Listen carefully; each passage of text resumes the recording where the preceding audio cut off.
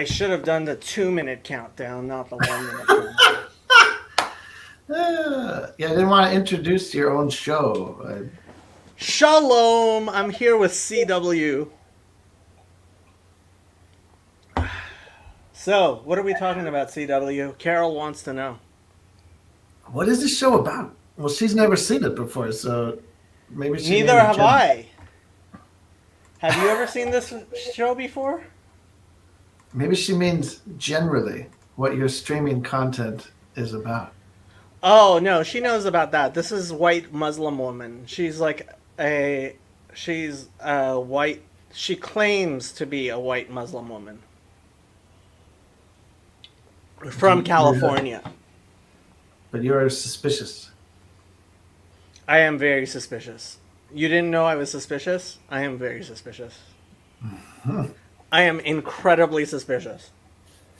So how are you feeling right now? I know. So you left the BOM. I saw again. I How have you did. been getting back? By the way. Asking Like when you, people for links to oh, go okay. back. So I know a few people who have moderation privileges on Bridges of Meaning. You might have noticed. but I mean, was that awkward at all? Like, were they like, "Why did you leave?" They don't care. Oh no, they know why I left.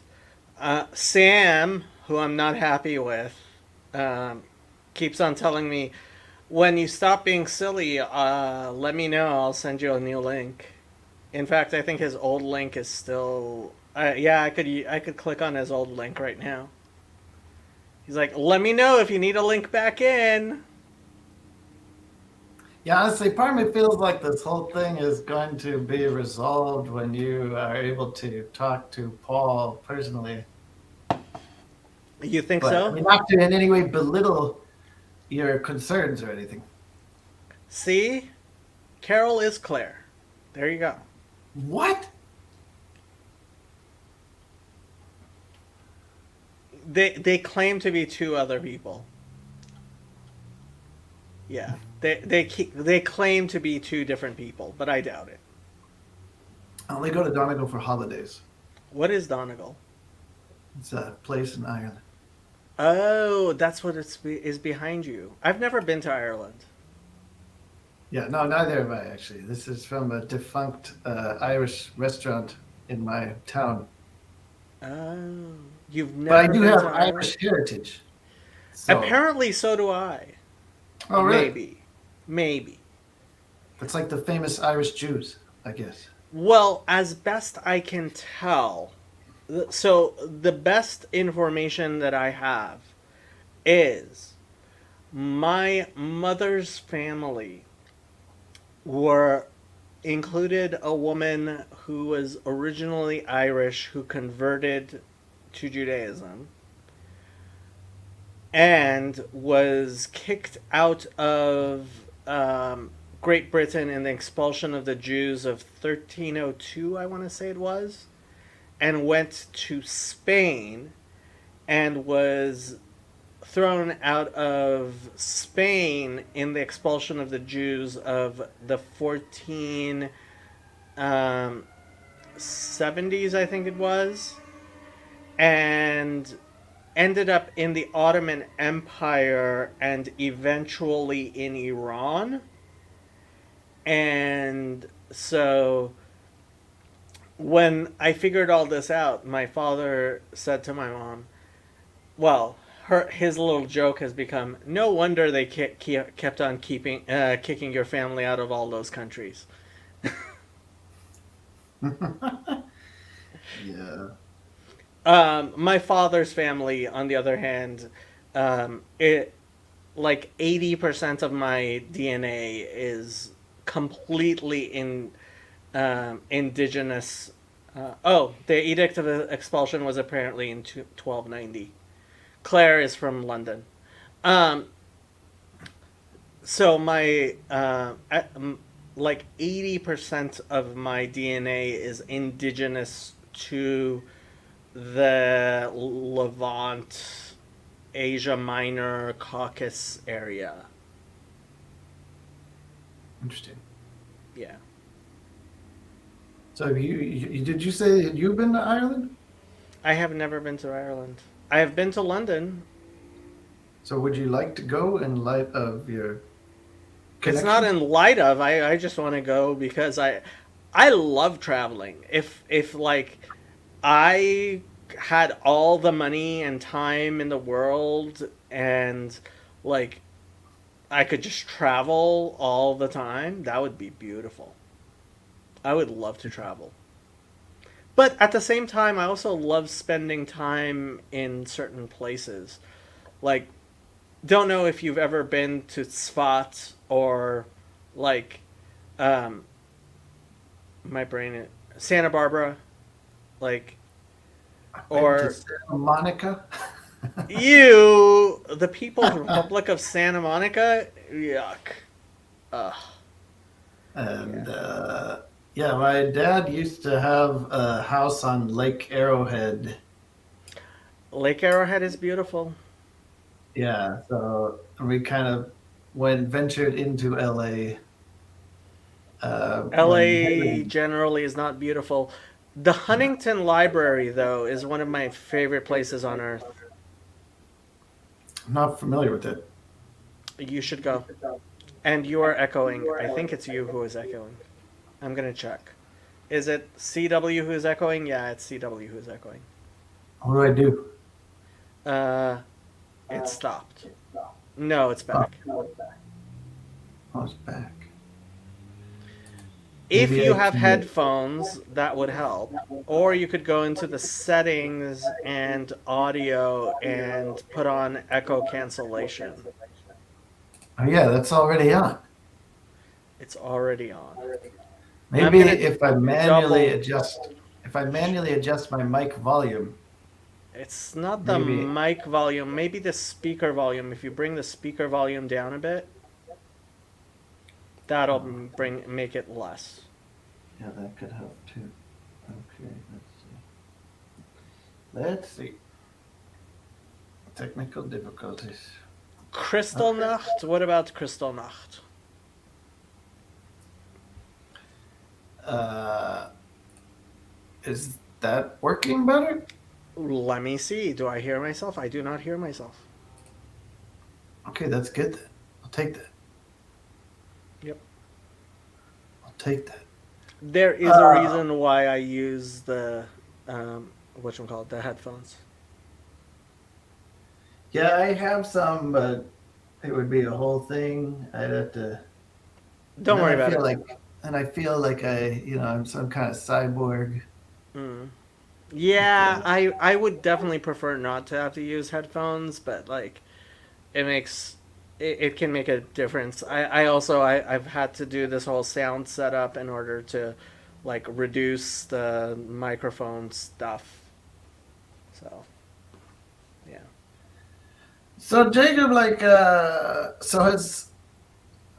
what kind of fact finding have you done related to this situation?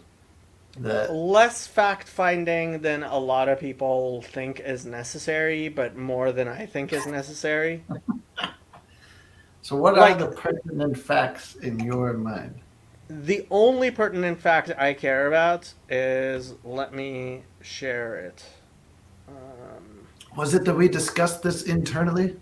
Yep, So, in that's your mind, it was the fact that they considered a response yep. instead of reflexively balking at what. So, what would the alternative have been in your mind? Like, If I very specifically, like not disposition, because I get the dispositional argument that it was like too measured, too tepid, but like specifically, what would you have okay, liked? my response to the community center would have been this is the week of this festival. Um, everybody's traveling. If you have if you had concerns, you should have brought them up before. I am not going to respond to this. Meaning, me not respond, meaning I'm not even going to dialogue about this concern. this is not a concern. If you thought we were Nazis, like, what are you doing? Like, what are you saying? That we're Nazis? Like, what's going on? Like, you didn't check to see if we were Nazis before you agreed to participate in this? What is going on here?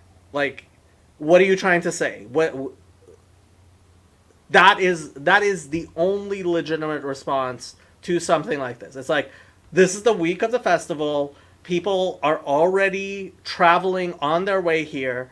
Who are these people, and why are you listening to them as opposed to us? And what happened to our relationship? And why are you accusing me of being a Nazi? Sure, sure, sure. So, without having the benefit of knowing specifically what the contractual arrangement, if there was a contractual arrangement, or what the nature. Unfortunately, I found out that there was no contractual arrangement, which I think is a mistake, but is understandable. But at the same time, the response should have been, "Excuse me, like, what is going on here? Like, what are you talking about?"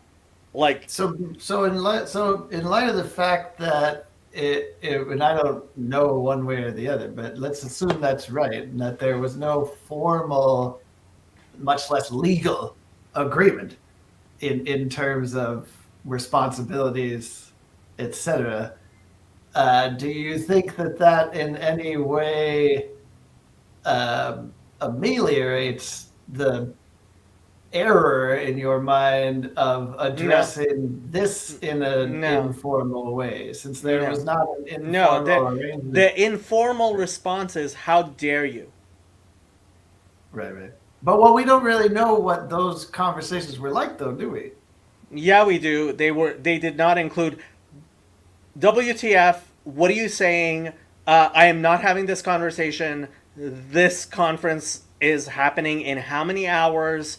Where did you get this from? Who are these people that you're listening to? Why are you listening to them? Right, right. I mean, I get that you wanted a more aggressive tack, but I guess I'm just suggesting that we don't really even know. Like as you said, we had this formal statement that was posted on the BOM, The but we don't response really was know what the not aggressive offense, indignation, and righteous fury. Yeah, it did not mention anything like that either in the statement or allude to, but it didn't it neither did it detail the specific nature of the conversations Yeah, it had with. did. Oh no, it said we had very amicable, and that's no, it did. It said, um, um, But they also, well, I don't know if do you have that stuff? I mean, we have you read this thing? I did, yeah. I mean, I haven't memorized it or anything, but I mean, they also, I seem to remember that statement talking about how they weren't willing to deplatform anybody. So they weren't going to cancel any of the speakers. So, I mean, there was some communication in the statement about their position in that conversation. They had the conversation. There should not have been a conversation. Period. There was no conversation to be had the week of the conference. Paul was already traveling. There was zero conversation to be had when the after the conference was announced. There was zero conversation to be had. But do you think that that reasonable people of No, good faith, reasonable people of good faith could uh, no, have a different view of what, no. in light of the fact that there was no You're contractual arrangement? being a normie. I'm not trying to be a normie. You are being a normie. This is the normal reaction that somebody who doesn't understand the type of Kulturkampf, sorry, my German is horrible.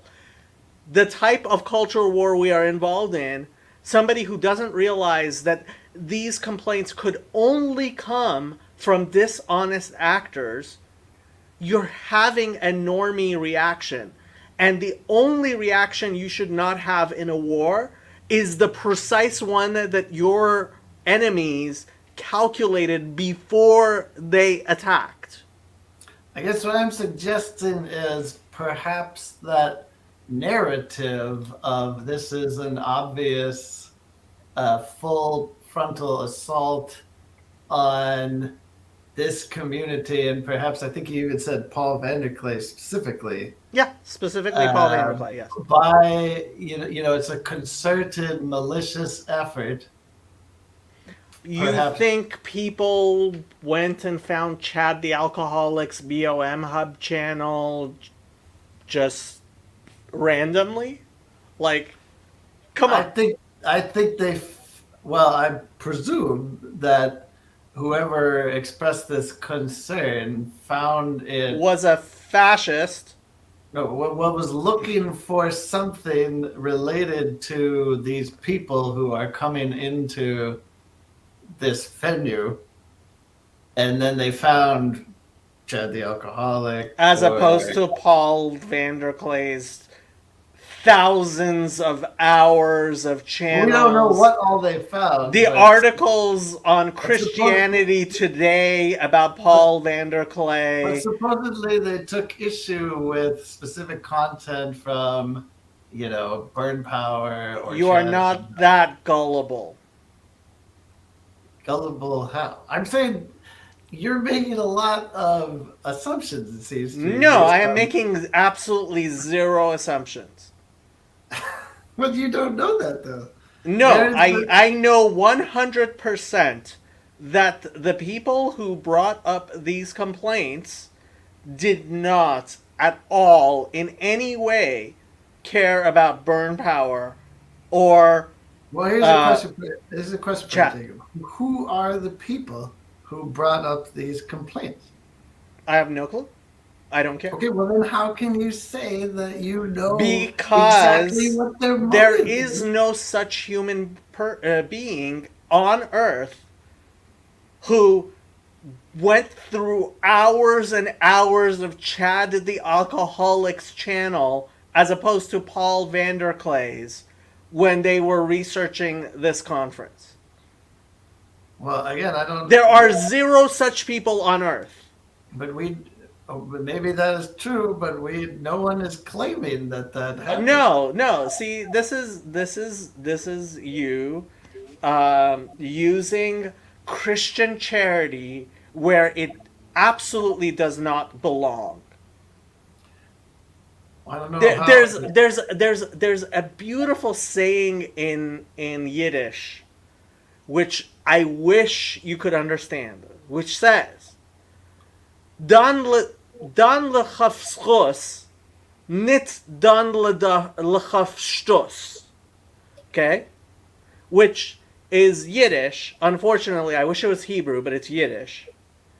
Because in Hebrew, it doesn't actually rhyme as well as it does in Yiddish, right? There's a principle in halacha, Jewish law, dan lechaf schut, right? That you should judge people favorably, right?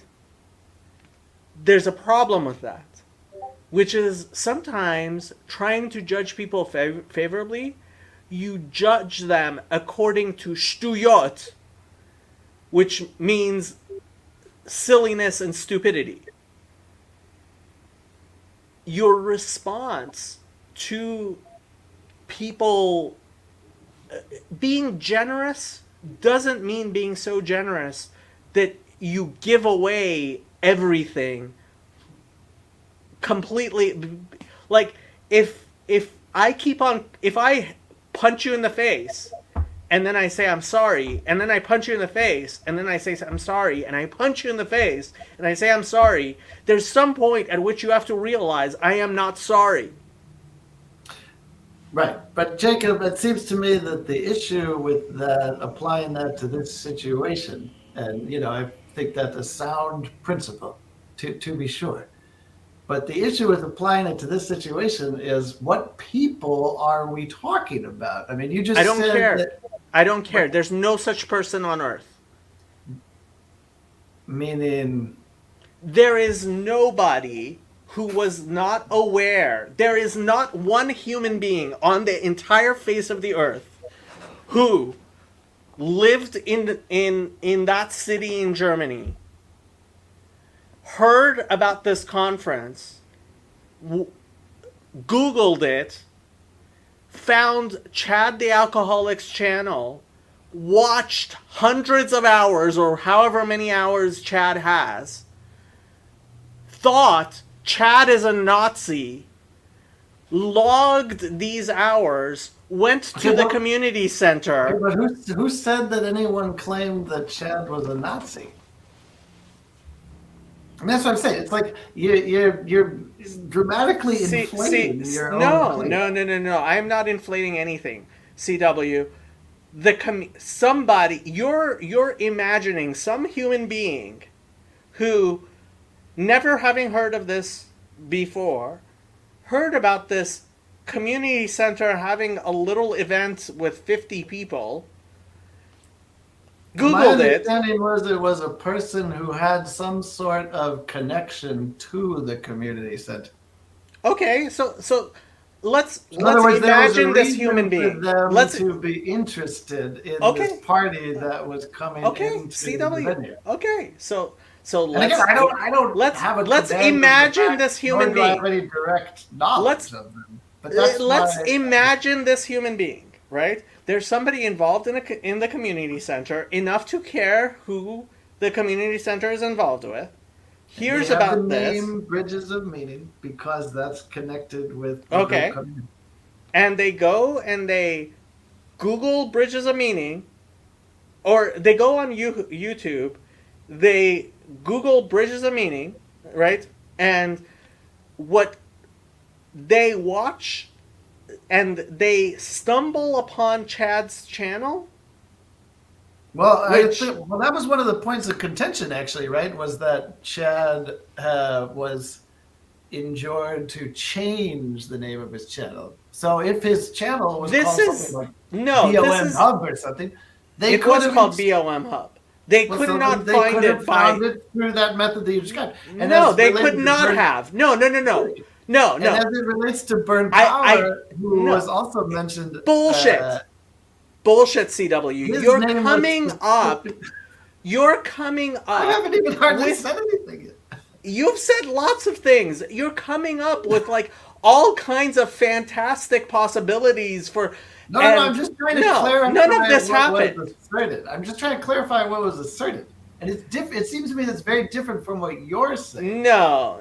I'm not saying that means that it happened exactly how they said, but what they said is different from I what- have exactly what was asserted here, Yeah. right? Well, this thing actually doesn't even mention anybody specifically. It doesn't mention Chad, and it doesn't mention Bert. Listen. This I don't think- is the actual thing. Yeah, it does mention Last festival week, speaker. the owner of the Sootstern Community Center contacted us saying activists from their community had sent him a list of complaints. Right. You actually believe somebody who just heard about this, there's a human being who's such a busybody that Well, since they're an activist, I mean, activists are pretty involved, right? So, I mean, that whoever strikes it me as was, believable. Strikes me as whoever believable. it was attacking Paul Vanderklay, not Burn Power, not Chad the Alcoholic. Whoever it was. That may very well be true, but I'm not sure what evidence we have of that. This is not a trial, CW. Well, no, it's not. But I And do think- even if it was a trial, no, there's no jury that would believe you.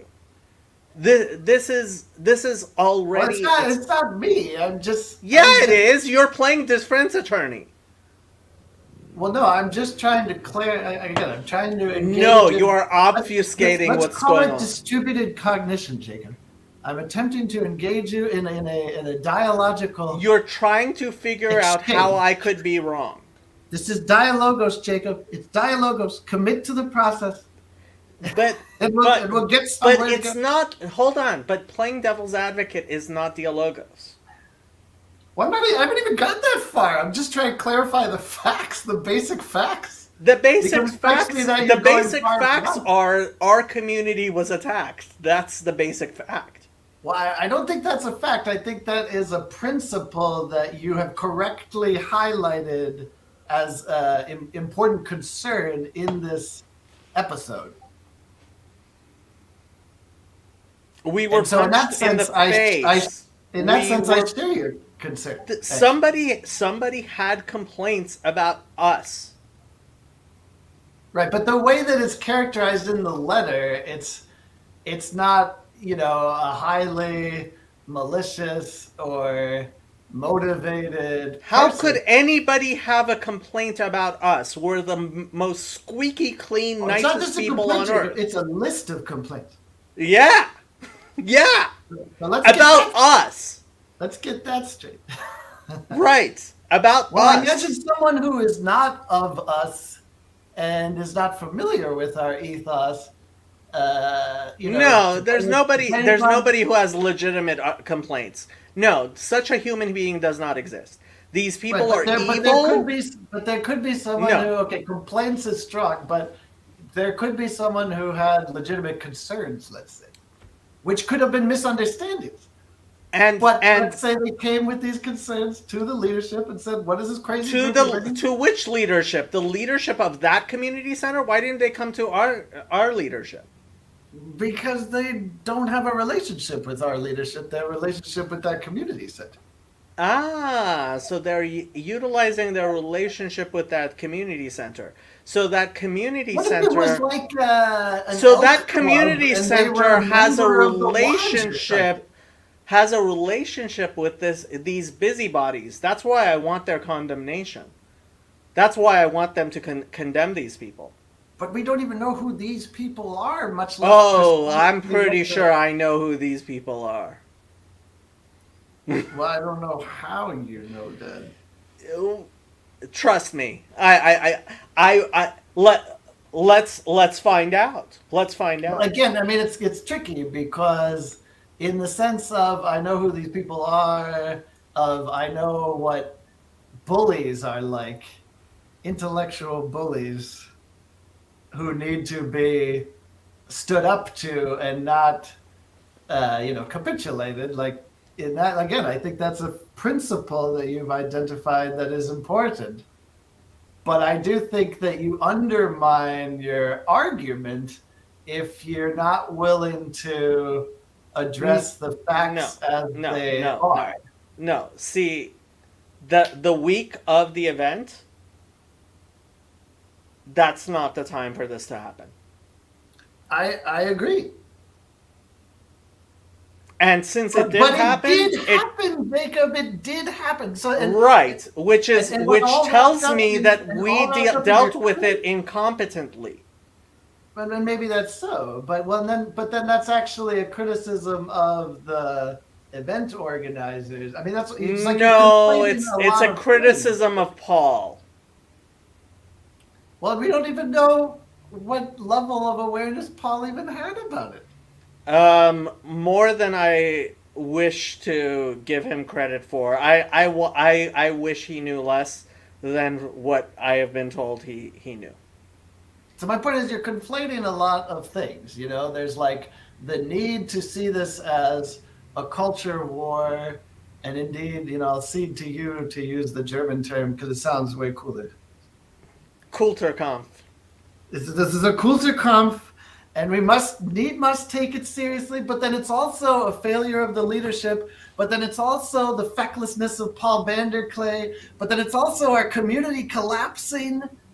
I mean, it's like you're putting This a is lot of horrible. things. This is a very important thing, and I will tell you, if you were to more into the important things, not the unimportant things, as I have, it only gets uglier. There are things I wish I could tell you.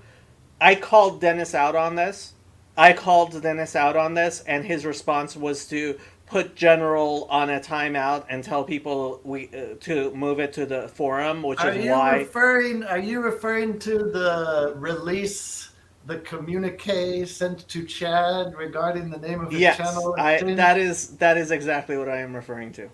Okay, so I saw that, and I think that's another thing that I think is being conflated here, not just by you, because my understanding from reading the admin's response to that was that this was kind of a Because long-standing issue, and that it wasn't necessarily oh, there's directly so related to this okay, event, okay, okay.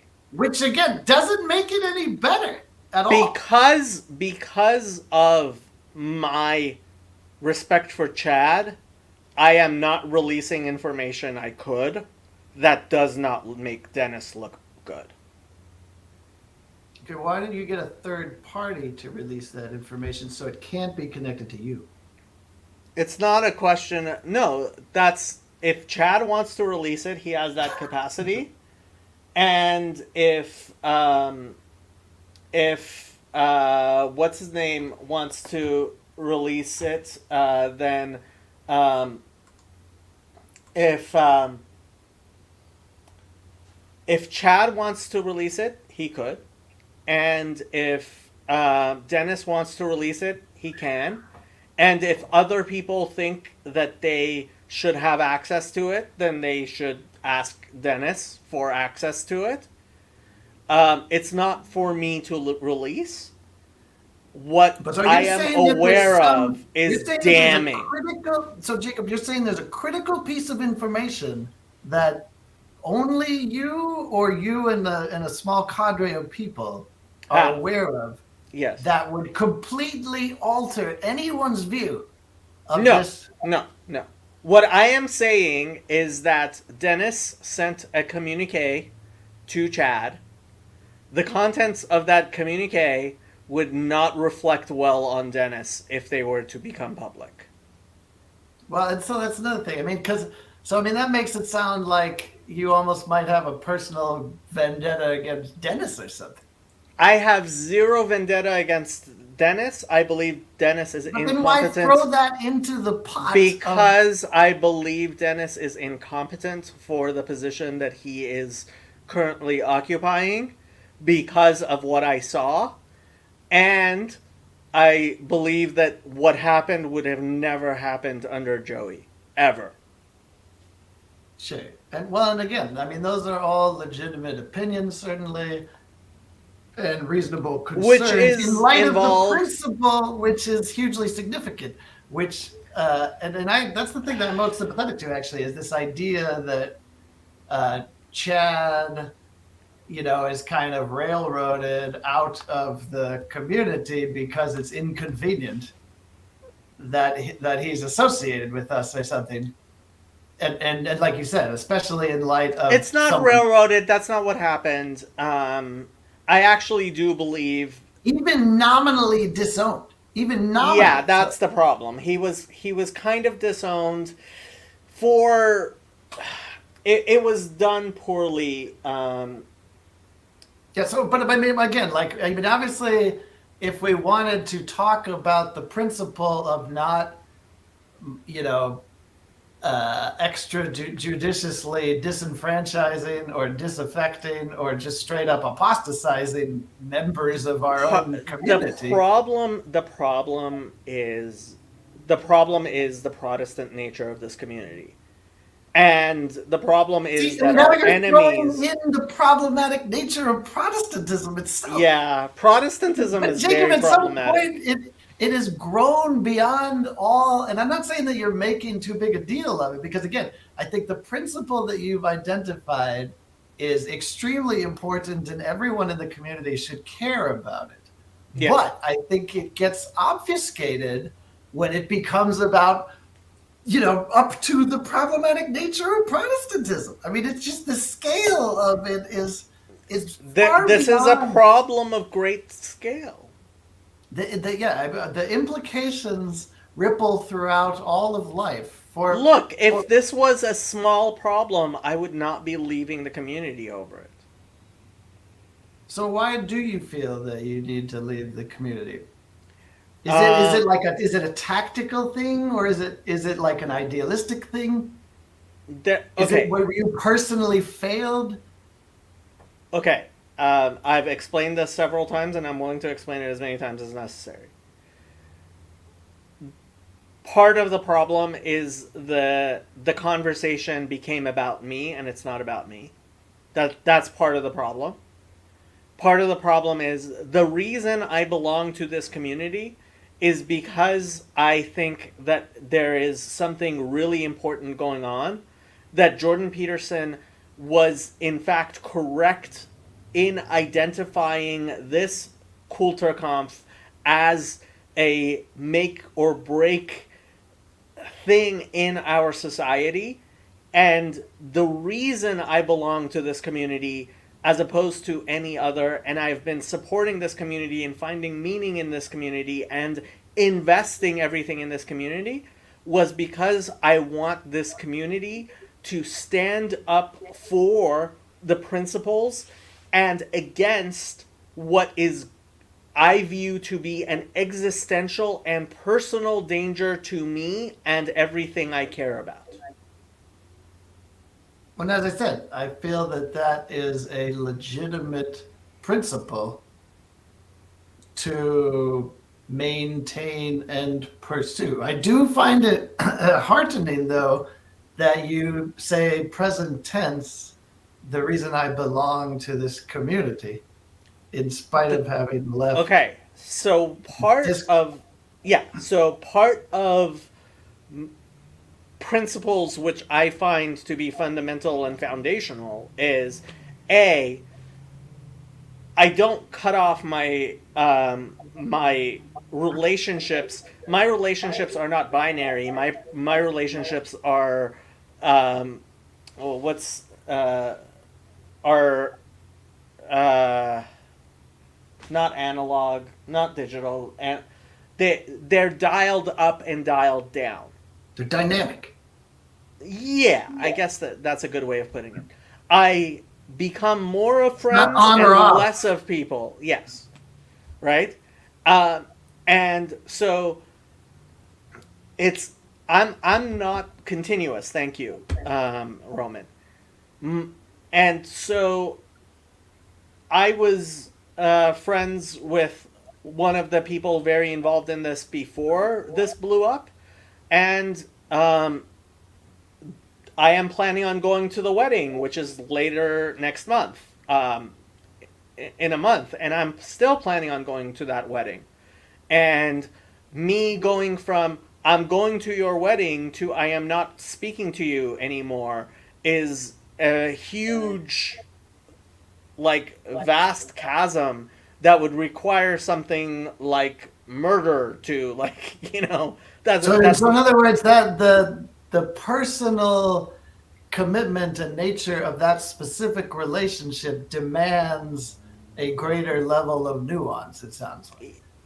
nuance and time. And so I'm not going to go from being Paul Vanderklay's one of his biggest supporters and one of the most important things in my life being trying to help him succeed, to having nothing to do with him overnight. That's definitely not going to happen.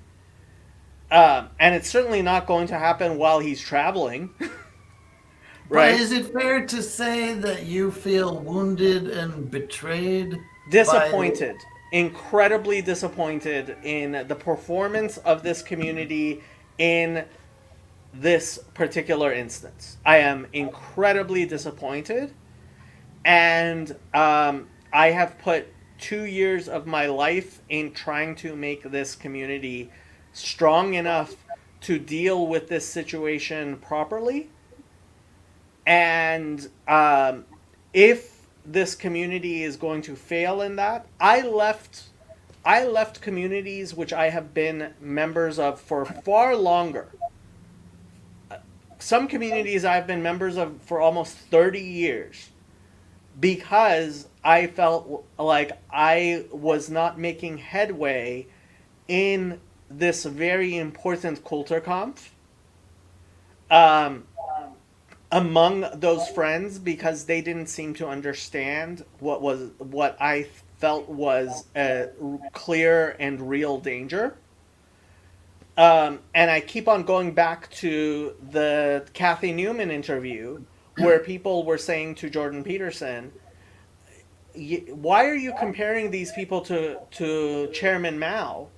And he was saying, and he was defending that comparison, right? Because I think that he's right about that. I think people like Stephen Hicks, I think people who have studied the Weimar Republic and communism and how societies But Jacob, devolve. Jordan Peterson was standing in front of those activists, engaging them personally in dialogue. Now, you or I, we weren't in the room with the organizers of the German festival, meeting with the leaders of the community center, who were themselves proxies for whoever raised these complaints. So, I mean, there's a lot of degrees of separation here.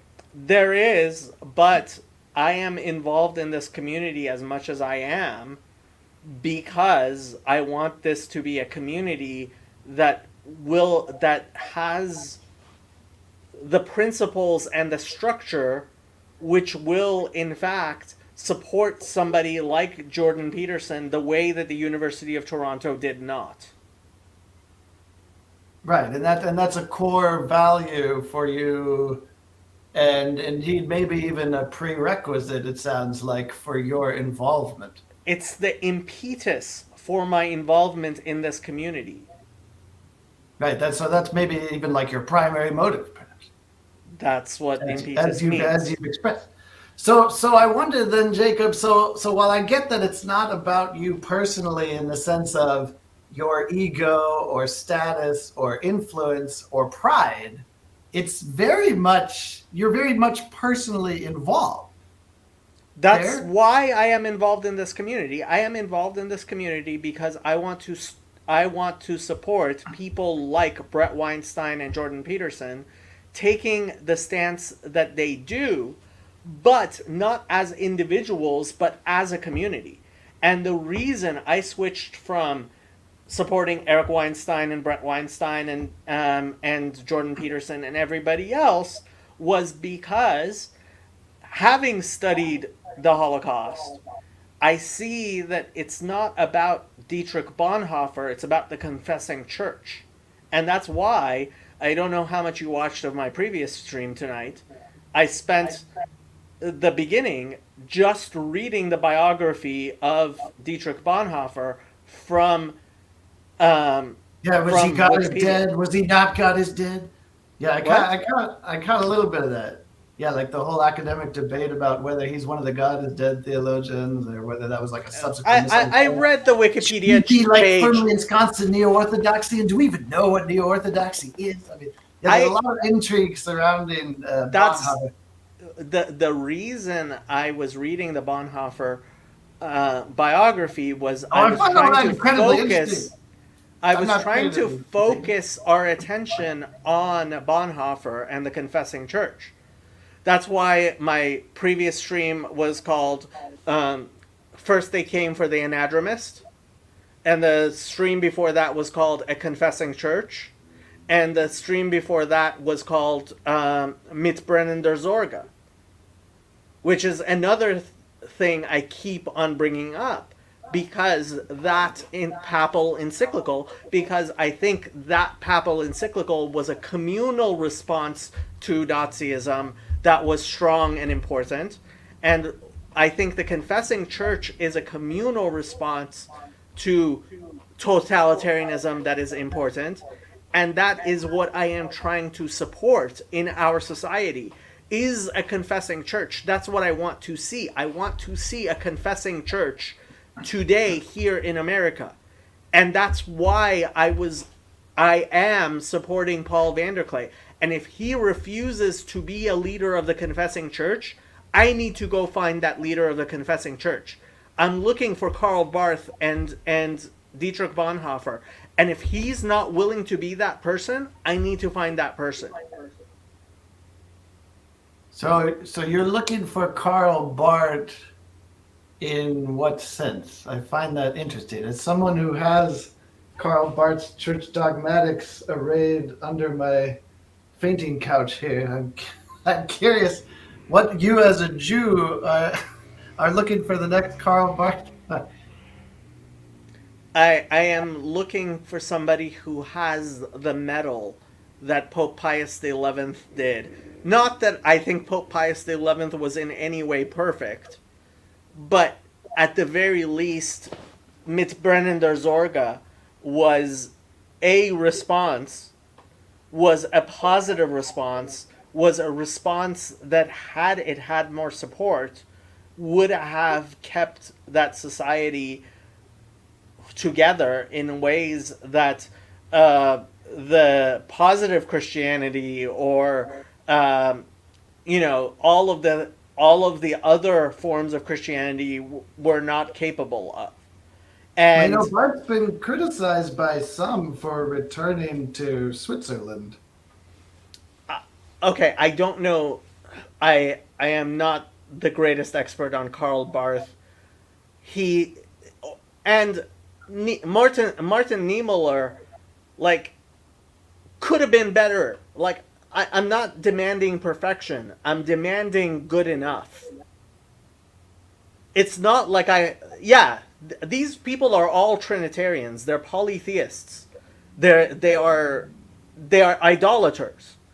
Yeah, I have my problems with these people, but they're good enough. You mean they're allies in the culture They're war? Stalin. I'm looking for Stalin as opposed to Mussolini. The lesser of two evils. The least Christian of all these people.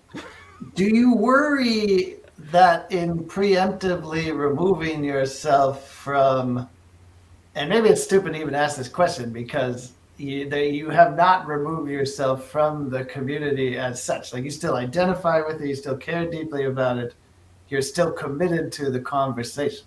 But do you worry that in so theatrically exiting the So this was part of the problem. Like, when this was one of the reasons I exited the second time, because people were saying, one particular person was saying my first exit was theatrical. Like, my first exit was not how is theatrical, that and my possible? second I one is don't not think I theatrical. don't think I didn't even know you were gone until you came back. I did not announce my departure. I see no reason to announce my departure. There's nothing that my depart other other than people actually feeling the absence of my presence. That's the only way that my departure, like, announcing my departure, is worthless. If nobody notices that I'm gone, then there's no point. I'm not trying to make a scene. I am If I leave the community, I leave the community because I feel that I am cutting my losses. And that's why I would leave the community, is to cut my losses. If I'm spinning my wheels here, which is how it feels, then there's nothing more to talk about. Well, this is why part of me feels like a lot, and I don't think it's, blow over is wrong because, again, I think you have real and serious concerns that should be litigated in the public discourse of our community. But I do think that for you, For me, specifically, this is not going to blow over. This is not something that time no, is going to no, and, make. and and it shouldn't. But I do think that for you personally, this can't be resolved until you have your moment with Paul. I mean, publicly or whatever. I'm just saying, like, you have to come to an understanding with Paul because it sounds like for you personally, it's very much about him, in addition to all these other things as well. But like you Mm, said, well, you said that you've committed to supporting Paul specifically because of the kind of community that you thought he was capable of inspiring. of leading. Right. And so I think that there's a sense in which, So this is. you were there. You were there in Chicago when I asked him to tell the story of Jethro, and he did. And he said, "Was that good enough, Jacob?" And I said, "Yes, Moses." I don't know if I remember that part. Yeah, I was in There Chicago, must be a but video. I think there is a video of it. um, and whenever I bring up Jethro, I keep on telling Paul that he is Moses in my vision of Jethro. I think we need a Moses and we need Jethro's plan of hierarchy. Those are necessary components of a healthy community. And I would like him to be that Moses. I am not in any way capable of being Moses myself. And if I was, I would be like, hey, I'll be the leader of this community. I'm not capable of it. well, hey man, So, even Moses needed an Aaron, right? uh, So look, maybe you could be Aaron, Jake. I don't think I could even be Aaron.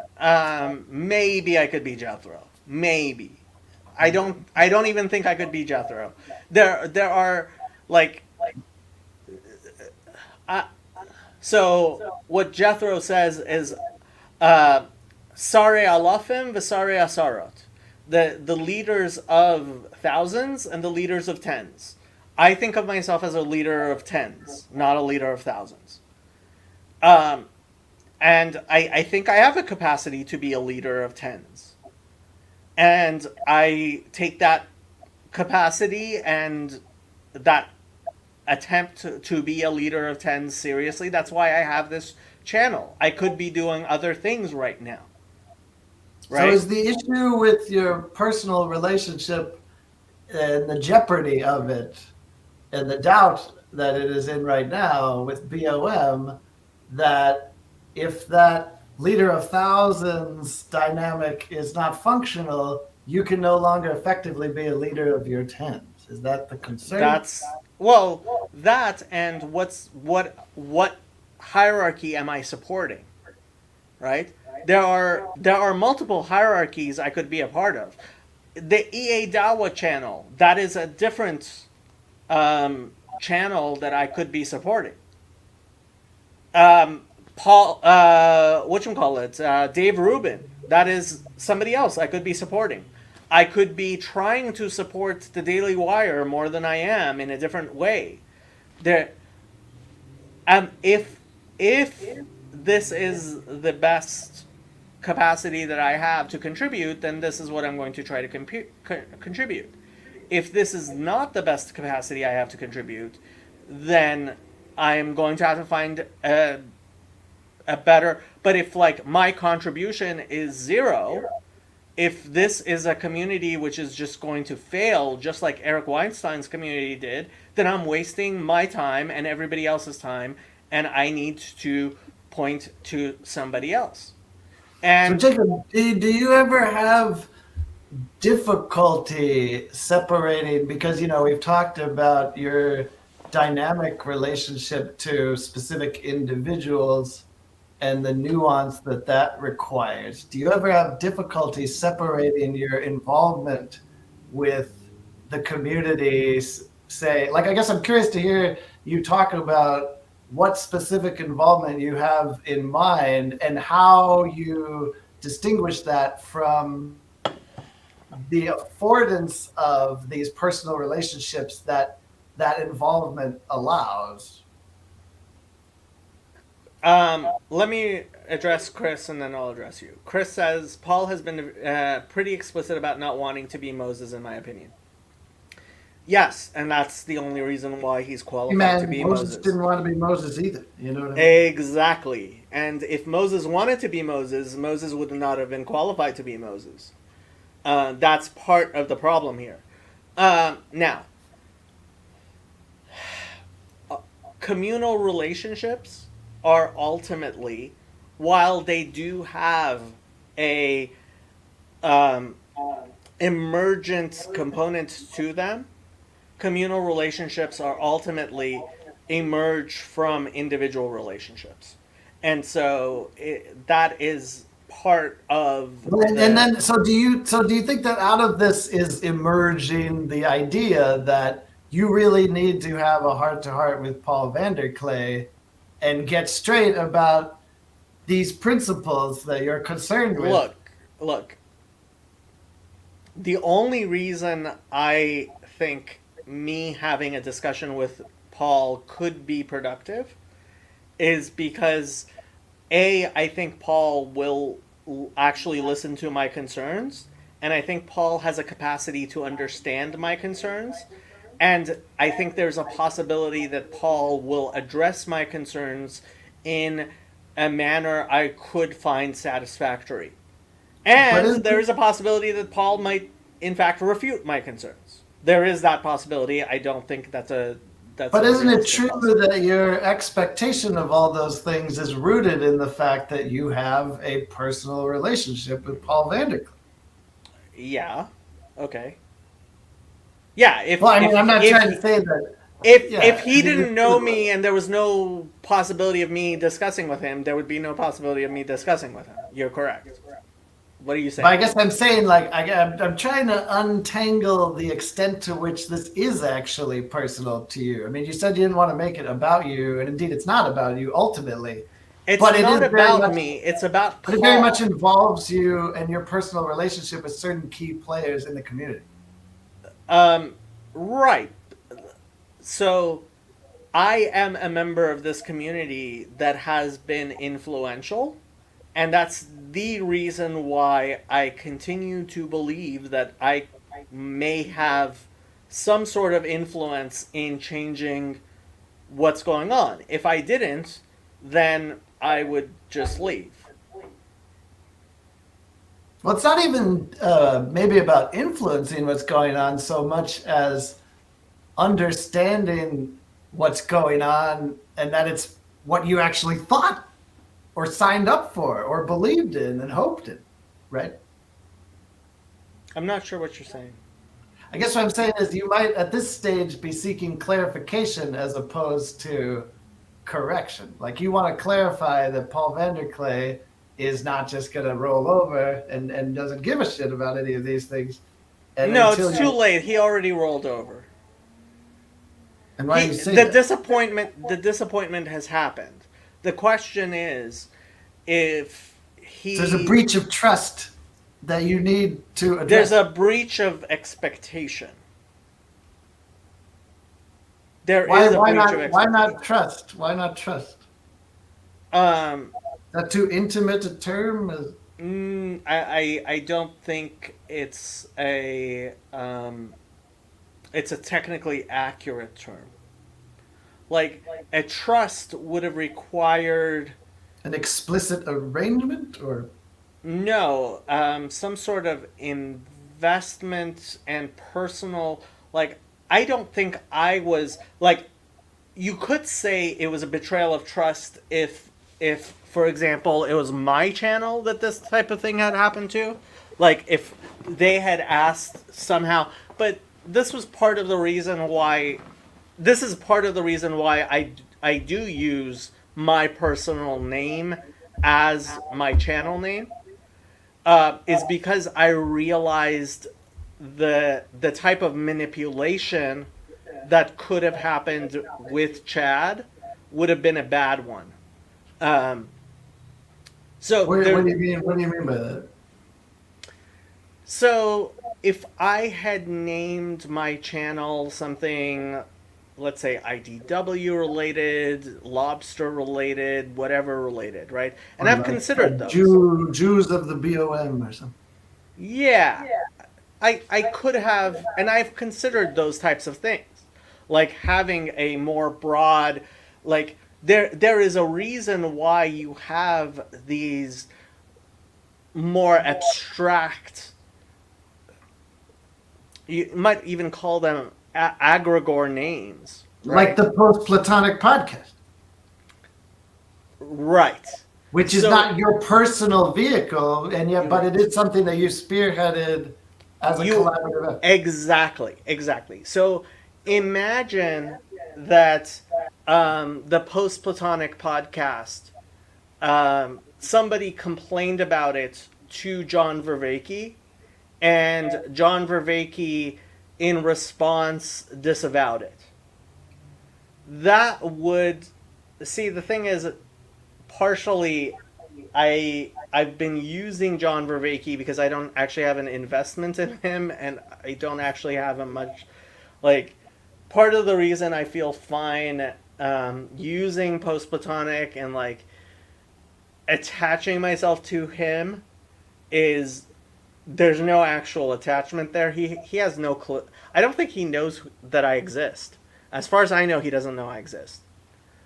And if someday he decides to actually take on post Platonism as something like if there was a relationship with John Vervaeke, I actually would have probably consulted him with it about it more than I have and would have needed to, which is part of the reason I haven't contacted him about it at all. Like that's a whole different thing. Like it's not about me, it's not personal to me. If John Vervaeke were to like condemn post Platonic, my response would be, "You don't even know me," and he doesn't, Well, then right? my understanding is that was part of the thought in dubbing this thing post-Platonic was it was supposed to be a very large tent Yeah, within which anyone in this corner of the internet yeah, could perhaps feel comfortable to play in. yeah, yeah. So it doesn't tie itself to any specific character, personality, or system of thought or Well, it stream of thought. does. I It mean, it does in the does. sense that it's post-Platonic. No, I mean, I did specifically take terms that John Vervaeke uses, but I can't imagine John Vervaeke could even feel enough ownership over it in order to disavow it. So His it's not like response would probably be, "I have no idea what this is. I have no idea who this is. I have no idea what post Platonic." He's never heard post Platonic. He doesn't know what it is. yeah. So it Now, wouldn't be like I did ask Paul Vanderklay to host an episode, and if Paul were to host an episode, I think that would, to some extent, make it his baby. But so far, right. nothing like that's happened. Or at least he would be associated with it in some way at that point. Yeah, yeah, he would. So where do you see yourself now? Like, it sounds like you need to address the breach of expectation with Paul, and that's maybe even like the fundamental issue, or at least let's say that's the like top of the hierarchy of priorities, perhaps. No, no. Paul's response is going to be, "I'm a Calvinist. Of course, of course, I failed." Nah. That I mean, this is part of his theological nihilism, which is Calvinism. So Um, what is your next step in addressing the breach, I, if I, not with Paul I, Vanderklay, with the community at large? oh, did you watch my Confessing Church video? I did, but I don't know what my retention level is at this I point. put Like I'm forth, spacing out as to what I should. I put forth very specific demands, which are written out, and I Oh, I never don't know write that I saw anything. that. I don't think I saw that part. That's interesting. One, we must apologize for our weakness and resolve to not repeat the mistakes of the past. Two, we must demand an apology from all those responsible for the harm to our community and resolve to not repeat these mistakes. Three, we must demand a clear condemnation of violent extremism from Sudstern Community Center. Okay, so I guess working backwards, you want the community center to repudiate violent extremism Yes. to go on because you feel that so it's I'm wondering if that is rooted in this like extra piece of information No, because no, no. as I read the official statement that was posted on the BOM, that seems a little strong to say violent extremism, where there's this very amorphous language about a member of the community coming forward with a list of complaints. And Right. I'm not So, saying that, okay, it's you have to understand. These are the three. These are the aspects of the three things that I'm demanding. One, I want this community not to make mistakes like this again. Two, I want the Sootstern Community Center not to make mistakes like this again. Three, I want the people who are behind this to realize that this was a major loss for them. And that will only happen with the public condemnation of violent extremism. Because as opposed to being what they thought they won, which was a distancing away from us, they are going to get a distancing away from them. Whoever this busybody was who sat there making figuring out the complaints needs to be condemned. so is there a tactical or Yes. moral well, let me finish. Is there a tactical or moral reason why you are addressing this? And this all is very silly because we're all just a bunch of like private citizens on the internet. But why you're addressing this publicly to everybody, which I don't think is inappropriate, but as opposed to say going personally to the event organizers in private and saying, hey, this was a major fuck up that happened. Like, can we talk about this? Or I don't know that maybe you have done that, but I'm just No, saying, no, like, no, no. is I is have. there a I don't thought speak German. behind? Is there a thought behind, or in your mind, do you see Oh, a you're decision? asking why am I doing this right now publicly? Like I'm doing it. Like why am I having this on my channel? Well, I mean, like, why have a formal list of demands that you publicize as opposed to, say, This is privately? completely internal. I don't expect anybody who's not part of BLM to actually watch my channel. Okay, that's fair. So even within the context of the broader community at large, why address it to the whole community as a? And I'm not saying it's wrong. I'm just curious. Like, do you see it as a choice between airing it Because with the whole yes, community? It's because right. you want the discussion. Because if it's just me talking to the leadership, they've already failed. I have no hope that me talking to them individually.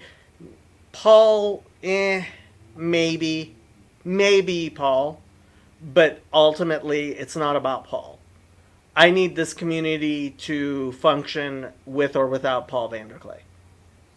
Do you think you have any kind of, if not obligation, is it even desirable to at least try to approach the leader? And I'm not saying that you didn't. I'm just getting in light of what you just said, that you didn't think that it would carry enough weight if it was just you. Do you think that it would have been worth trying and at least No, allowing because them? no, Yeah. because they obviously don't understand what's going on. It's too much of a divide. They obviously somebody the people who took the actions that they did obviously do not understand well enough what's going on and basically should not like the people I have not spoken to, which is several of them, including the names you would expect me to speak to. I'll just put it out there. I have not had a serious discussion with Dennis, and I see no point in having a serious discussion with Dennis. He obviously just doesn't get it, and I have no hope in making him get it. Is part of it because you're not in the leadership? And I don't mean you personally. What I mean is, like, is there a sense in which in the BOM community there's like a kind of cloistered elite or something And that's No, why see, you that's a have to complaint garner, I've heard. I don't and think that's it's a why you valid feel that you need complaint. to garner support to gain a hearing because No, no, that's not it. No.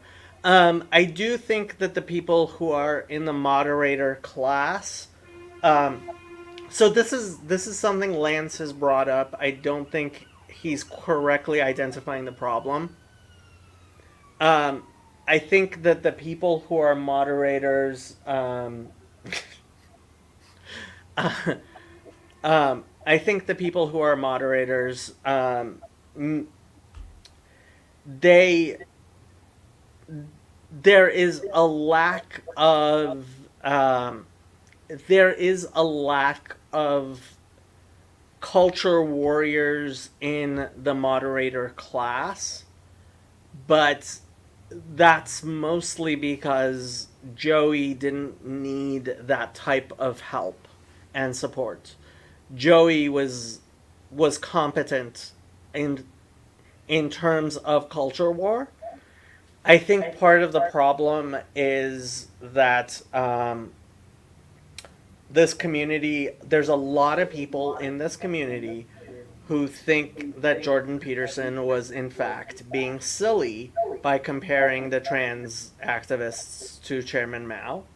And I think anybody who actually thinks Jordan Peterson was silly in that manner would similarly think I am being silly when I make Holocaust allusions here. And I think those are people I don't care to try to convince. Jacob, do you ever worry at all that in preemptively foregoing private appeal to the leadership and going directly to the community at large, that people will interpret it as some bid for leadership yourself? Me as a leader of BLM, come on. Well, I just mean if the culture war ethos and is missing from leadership, and you're the one who is calling attention to that, would that not uniquely qualify you to represent that interest among, say, like the admins or something? No, not at all. So you're not Um, worried. so Chris asks a good question. Isn't the moderators being non-culture war by design? I don't think it's by design. I think moderators not being part of the culture war can be having moderators which are not part of the culture war is a good thing. Having some, at least. But those moderators need to be aware of the culture war. Um, there are people like Job. Job is very moderate. I don't think if I don't think things would have gone down the same way if Job was more involved. Um, Would you I like to see the leadership be more representative of the community? nah, not really. No. Because you seem to be putting a lot of, I guess, not trust, but you seem to be relying a lot on individual personalities within the leadership. But you're okay with that, That's what as long. leadership is about individual like personalities. That's what leadership is. Do you think this is a culture war issue or that BOM people should engage in that spirit? Yes, I think part of the problem is too many people on BOM think that because religion is always and politics is now, and because religion is dollars and politics is cents, and because religion is more fundamental than politics, they think that means that they should not be involved in politics, which is precisely the opposite of the truth. The truth is that politics should encompass, religion should encompass politics. Like Abram Kuyper, and I think part of the reason I had hope in Paul Vanderklay is because of his uh, belief in Kuyper and Kuiper's idea that there is not one square inch of the world which does not belong to Jesus, right? Um, that they should understand, yes, I I am above politics, therefore politics needs to bow down to me. And there are too many people who are like, I am above politics, therefore politics is somewhere I cannot go. And I think that is a complete and utter abnegation of, I'm not sure I'm using the word abnegation correctly, complete neglect of the proper role of religion as the underlying foundation of society. Because religion is more important than politics, religion needs to control politics. This is why I was so glad that the Archbishop of San Francisco excommunicated Nancy Pelosi. That was necessary. So you think that Vanderclay's leader, as in Joey, maybe, but I don't think he wants the job. Yeah, Joey could lead, Job could lead. Both of them have decided they have So better it's things to like, do. are you worried about people thinking it's a coup and that you want to reinstall a benevolent dictator like Joey, for example? I would love to reinstall a benevolent So you dictator like admit Joey. that. If that's a confession, I would absolutely love. Hey, Ethan. I thought he just denied her communion. That's what excommunication means, Ethan. Not all of us are LDS. That sounds like The silly LDS. They know nothing about excommunication. I was literally excommunicated from the Orthodox Presbyterian Church. What'd you do?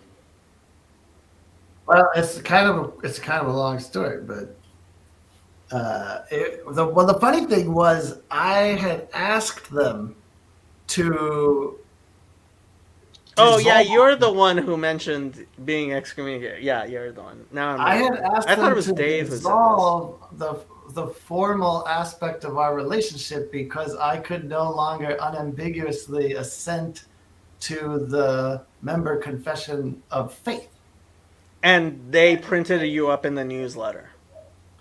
Well, that happened much later. So there was this 2-year process where I tried to convince them that they should drop me from formal membership so that I could continue, according to my own conscience, in good faith, to be a participating member of the actual instantiated community, instead of like putting on paper, yeah, I agree to all this stuff that I have like serious questions and reservations about.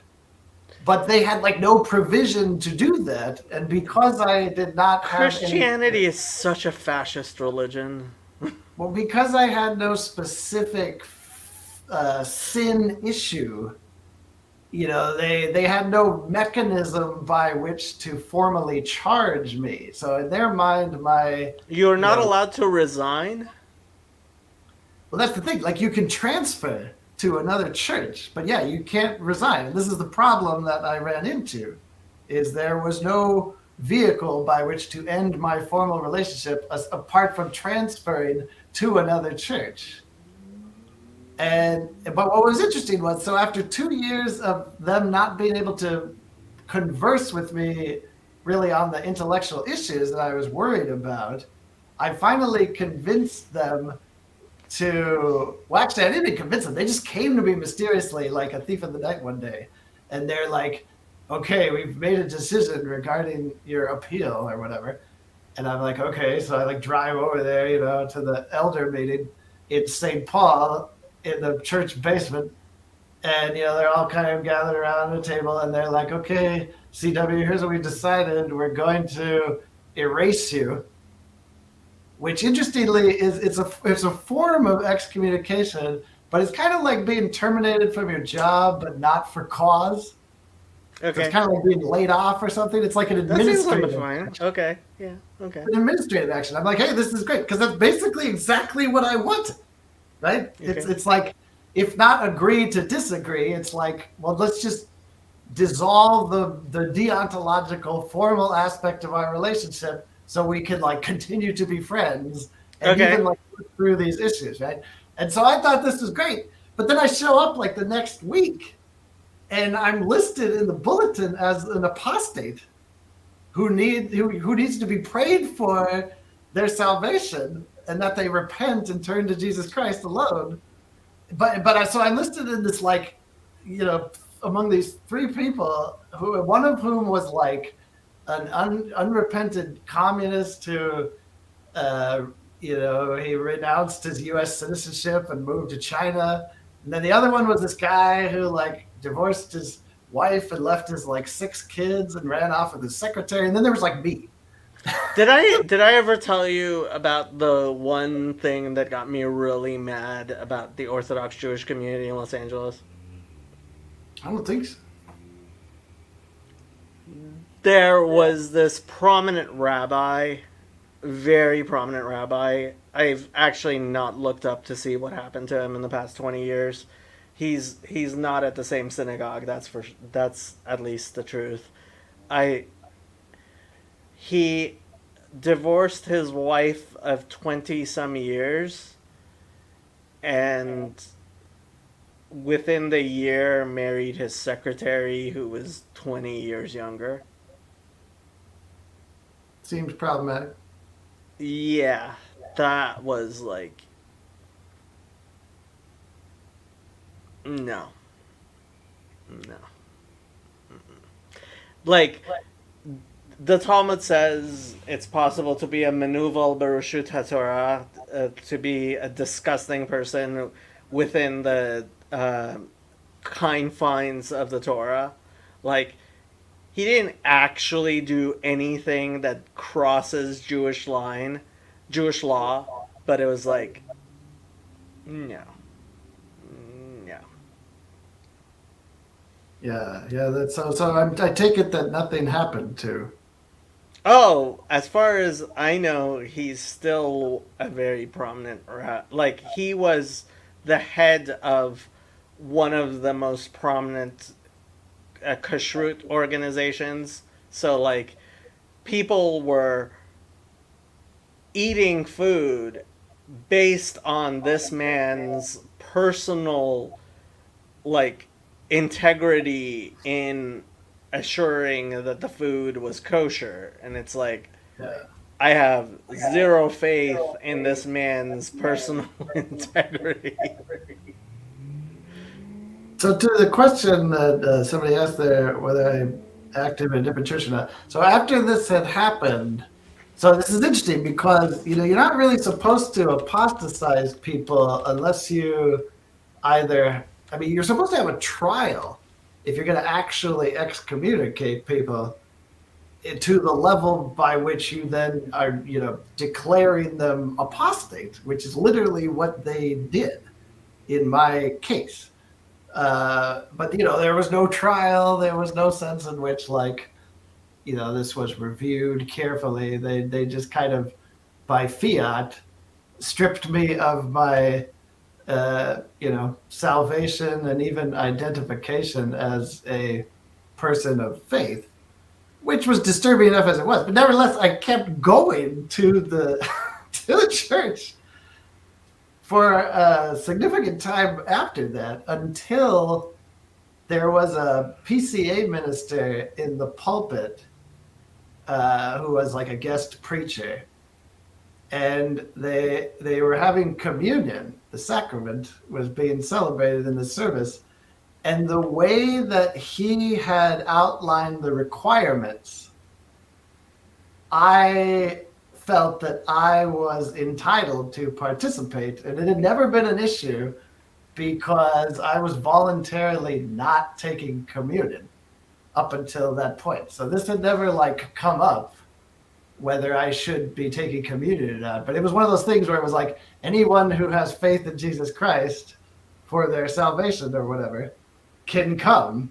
And I'm like, well, hey, that's me. It wasn't even like member of good standing of a Bible believing church, much less this church.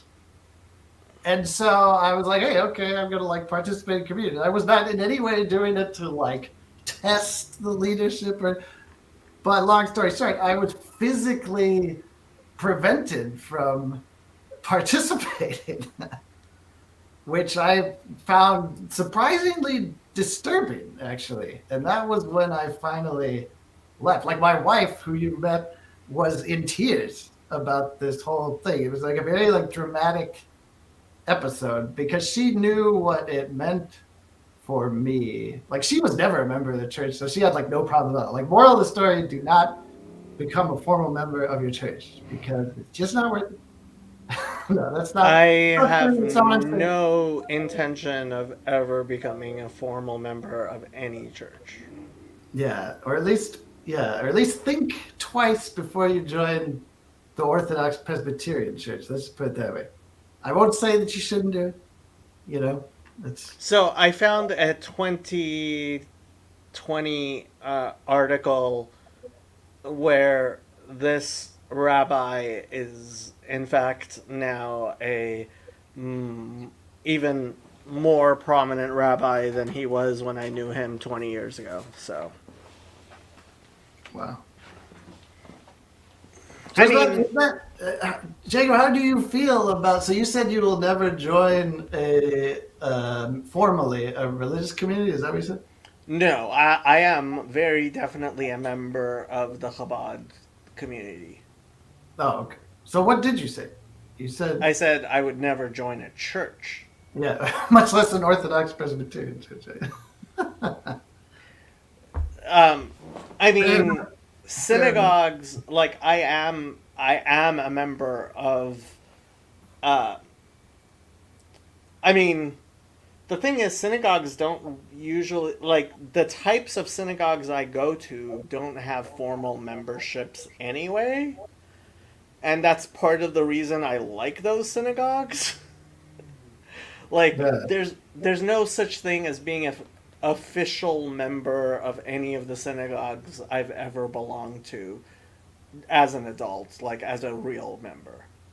Now, is that a cultural thing more generally in Judaism? Would you say, or a feature of your particular type of Judaism, or is it just a sense of like it's Orthodox, redundant because if you're in the community, you're in the community. It's obvious to everybody, and why like, formalize?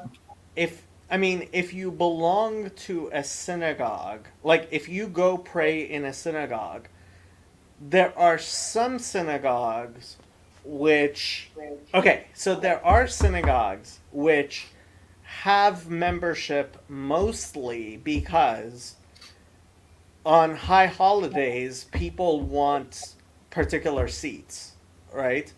And it's like they want an assigned seat and they want to be a member, but those are the types of synagogues where people go like only on high holidays. And I always belonged to the synagogues where they expected people to at least come every week. And if you come every week, then that's not a problem that they're not having enough seats. Like, there might be people showing up that don't during that time, but it's like, I'm So, not going so to when lose you my seat to so when people you who. say they expect you to come, is that just a cultural expectation? So there's no formal dimension to any of that. Okay, okay, you Like, have is to there an realize. enforcement mechanism, Jacob? Yes, there is an enforcement mechanism, which is the fact that it is prohibited for an Orthodox Jew to drive in a car on high holidays, and the Sabbath is a high holiday. So you must live within driving distance. You must live within walking distance of the synagogues you attend on on the Sabbath, right? So if like living within walking distance, that's not a very far distance. And so it's very clear what your synagogue is. Imagine you had to live within walking distance of whatever synagogue, whatever church you went to on Sunday. Yeah, we could. Well, and then the other thing that guy asked me is, do I attend a church now? We sort of lurk at a mainline Presbyterian church. Mainline? Yeah. Why would you go to an atheist church? Okay. Well, that's one way. I think it's a little more complicated than that. I do have an appreciation for elements of liberal theology. Knock, you always misspell Chabad. There's only one B. Um, and it doesn't have a financial structure. The way Chabad works is people give money to it if they want. And there are some very rich people who give lots of money to it, and some not very rich people who give very little money to it, and plenty of people who go there for the free food, which is what I love about Chabad. Yeah, I think that the particular so there is a lot of diversity in the PCUSA, which is the denomination of the church that we are lurking at, which is different from regularly attending. What percentage of the elders and pastors believe in God? Well, again, that would be difficult. I would say that this particular congregation seems to maintain what you might call a strategic ambiguity in their messaging, in my opinion. So So they don't believe in God. take that as you will. Yeah, I think I formally, take that as they don't believe in God. well, that is not how they would see themselves. Okay. Am I But supposed to again, also see them that way? well, I'm just saying they would not admit to that position. See, But it this is becomes the problem. complicated. This is the problem. If the most important thing in your church is not God, which obviously it's not, if you're willing to be ambiguous about it, then what's the point? Well, here's the thing. It's again, in my opinion, there's a strategic ambiguity, but technically, they check all the boxes. They adhere to the confession. They follow a very historically orthodox order of service and affirm the creedal tradition to, like even in the context of worship and, use, I know you wouldn't like this, but in the context of Christian thought, this is orthodox language. They use Trinitarian language to God talk have about. mercy on their souls. So I mean, they have all of the. It's much more complicated than saying that they're. It's like saying that Paul Tillich was an atheist or something. I know that name. I don't actually know who he is. And Chabad asks everybody for donations, but if you don't donate, nothing happens. That's that enforcement mechanism again. Yeah. Who is Paul Tillich again? Paul Tillich was a Protestant theologian of the 20th century. Actually, he was given his first faculty position by Richard Kroner, who I you have would no possibly idea who like. this person is. You would possibly like Richard Kroner. He had a Jewish background, and he has like two distinct academic careers. One in Germany before the Second World War, and one in the English-speaking world because of his Jewish heritage. Obviously, became problematic when he was in Germany. But he was a Paul Kroner is the name? How do you spell Kroner? Richard Kroner. Richard Kroner. And in fact, there is some sort of Jewish cultural entity in New York that has an archive of his papers and letters and papers. And I believe it's mostly digitized, actually. There's an interesting review he wrote of Herman Dooyeweerd, who is this guy, Herman Dooyeweerd. He is known for his formulation of Hegel as the Protestant Aquinas. Ugh. So do you not like Hegel? Not like Yes, Aquinas? Disagree with that characterization? Okay. Yeah. I So dislike Hegel very much. yeah. So Kroner was one, possibly the leading expert during his lifetime on German idealism. And he wrote what I believe is still an authoritative work on the subject, From Kant to Hegel, which has not come into English, which is very frustrating to me. I have to point this out. I was at a I was at a Mormon church today where one of the 12 apostles spoke, and the last hymn they sang, the music was by Jean-Jacques Rousseau. The music was by Jean-Jacques Rousseau. Yes. Was it And how did you like I would have liked it fine if it wasn't by Jean-Jacques Rousseau. it? Could you tell somehow, but without reading it in the hymnal? No. I read it in the hymnal. Then And you were yeah, Jean-Jacques Rousseau, exactly. Like, why is the LDS? And I was have to it find that out. Jean-Jacques Rousseau, Jacob? I'm pretty sure, yes. And yeah, yeah. That's interesting. How was your Mormon experience? Um, have you been paying attention to my Mormon experience videos?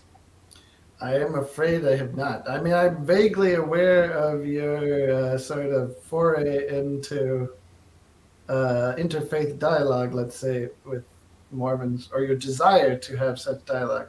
Mm, no, it was more like a calling I had on my way. So on my way back from Chicago, I stopped in um, I stopped in Utah? Salt Lake City, and I went to the Great Salt Lake, and I was sitting there. It was like I spending like 2 hours waiting for the sun to set at Sunset Beach at the Great Salt Lake, which I highly recommend going and seeing the sunset at Now, see, Sunset I've only Beach. been to Richfield, Utah, and it Uh, was like nothing to speak of at all.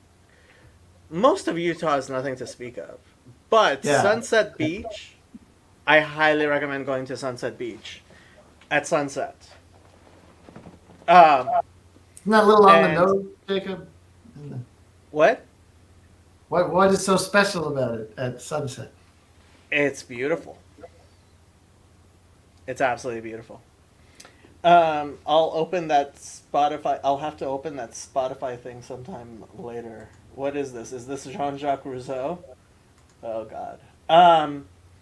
So, uh, yes. Wow, he does exist. You should God really have cover mercy on his that soul. in your podcast. I don't do that anymore. Yeah, are you Anyway, allowed to contribute to the Post Platonic podcast or what? I am allowed. I just don't do it. Well, now you have a reason. The music of Jean-Jacques Rousseau. No, that's not. That is zero reason. That is absolutely not a reason. Okay, so back to thing. And while I was at Sunset Beach, I had like a calling, like, and two things came to me. First was my joke that I always tell about the Mormons. Can I say first, like, I don't mean to interrupt your flow, but like, what is your sense of calling, or what do you mean by that? Like, do you have a highly developed concept of what that means? Like, are we talking about like a vision, or are we talking I've about like only had vocation? callings like a few times in my entire life. Like Because I feel like you're using maybe that in a technical three sense. times. Yeah, I am. But I've only had like three times where I've like actually had a feeling of a calling in my life. So, what is a calling A for your purpose? calling. I mean, Because it sounds like a religious experience of some it kind. was. Yeah, yeah, yeah. Yes. Yeah, it was a So this is religious like in a experience. technical sense a calling. So I'm curious, Yeah, a like, vocation. Yes, a vocation. Yes. but even like an instantaneous visceral pull to a vocation, like a specific action or Yes. okay. And you know, not to get all William James on you or something, but can you describe the I nature don't of that know experience? William James. Who's He William? wrote a famous book on the variety of religious experience. He was a pragmatist. I I have not read that book. You should, man. It's a classic. But I'm curious, like, what? How would you describe the phenomenon of the call? Like what did it mean It to was a experience that? calling. Yeah, but like, if you had to explain to somebody what it felt like to have that It experience, felt like a call. you gotta work with me here, Jacob. I am. Oh, okay, so we'll continue the story. Continue the story. Okay. So there's this joke I tell, which is, why did God create the Mormons? Just, So Christians know how Jews feel. Okay? well, you know, some apologists would say that Islam already did that. Um, no, because Islam doesn't I'm not saying that. wholesale. No. Islam doesn't wholesale take the Christian Bible and staple this to the back of it and say, we're the fulfillment. Right? Like Yeah. this, the Book of Mormon, it's like, oh, this is another testament of Jesus Christ. Like, here's the New Testament, right? Yeah, God Oh, has a pattern of using prophets, and Joseph Smith is the definitive prophet. well, anyway. Um, Does that joke I get a lot of laughs? in Jewish circles, it's hilarious. Like Yeah. Jews just like faint dead away. Christian, like Mormons, you're not supposed to call them Mormons. They're members of the Church of Jesus Christ of Latter-day Saints. Um, they don't laugh nearly as much as as Jews do, but they still laugh. Joe Smith They're is my good, homeboy. good Ethan sport. says. Anyway, Is so Ethan B different from Moonchild? no, same guy. Okay, because before he was commenting That was as on Moonchild. Twitch. That was on Twitch. Oh, okay. Yeah, and he's actually going to be at. He's going to be leading the LDS LobsterCon at Thunder Bay. So, yeah. Yeah, I don't know. I saw a bit of that, but I don't appreciate enough of what was happening in order to get that callback. But I'm sure it's very When fun. you go to Thunder Bay, if you're not going to go to paintball for Jesus, you can. And Or if Ethan ends airsoft up for not Jesus. going to paintball for Jesus, what? Or airsoft for Jesus, as the case may be. Yeah. Then Ethan supposedly is going to be leading a family home evening Thursday morning edition. Um,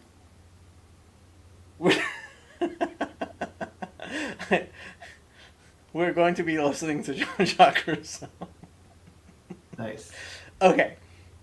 Anyway, so what I was saying was, so the first thing I had was, yeah, God did create the Mormons so Christians know how Jews feel. Because you know my theory about the why Christianity exists, right? I believe I heard this when you were talking to a Jewish person in Israel, but I can't remember exactly what it was. I haven't spoken to any Jewish people in Israel. I Oh, thought Chezi? I I haven't don't know spoken to who he Chezi in a was. very Like you long met time. him somewhere else or something, and then he just kind of popped in. The only person I've spoken to on this channel who's in Israel, other than Teddy, who's not Jewish, is I Chezi. thought he was in Israel. Maybe it was somewhere else, but Chezi lives in Israel. Okay. Yeah, he wasn't like a known quantity. He was just like some dude that you were chatting with.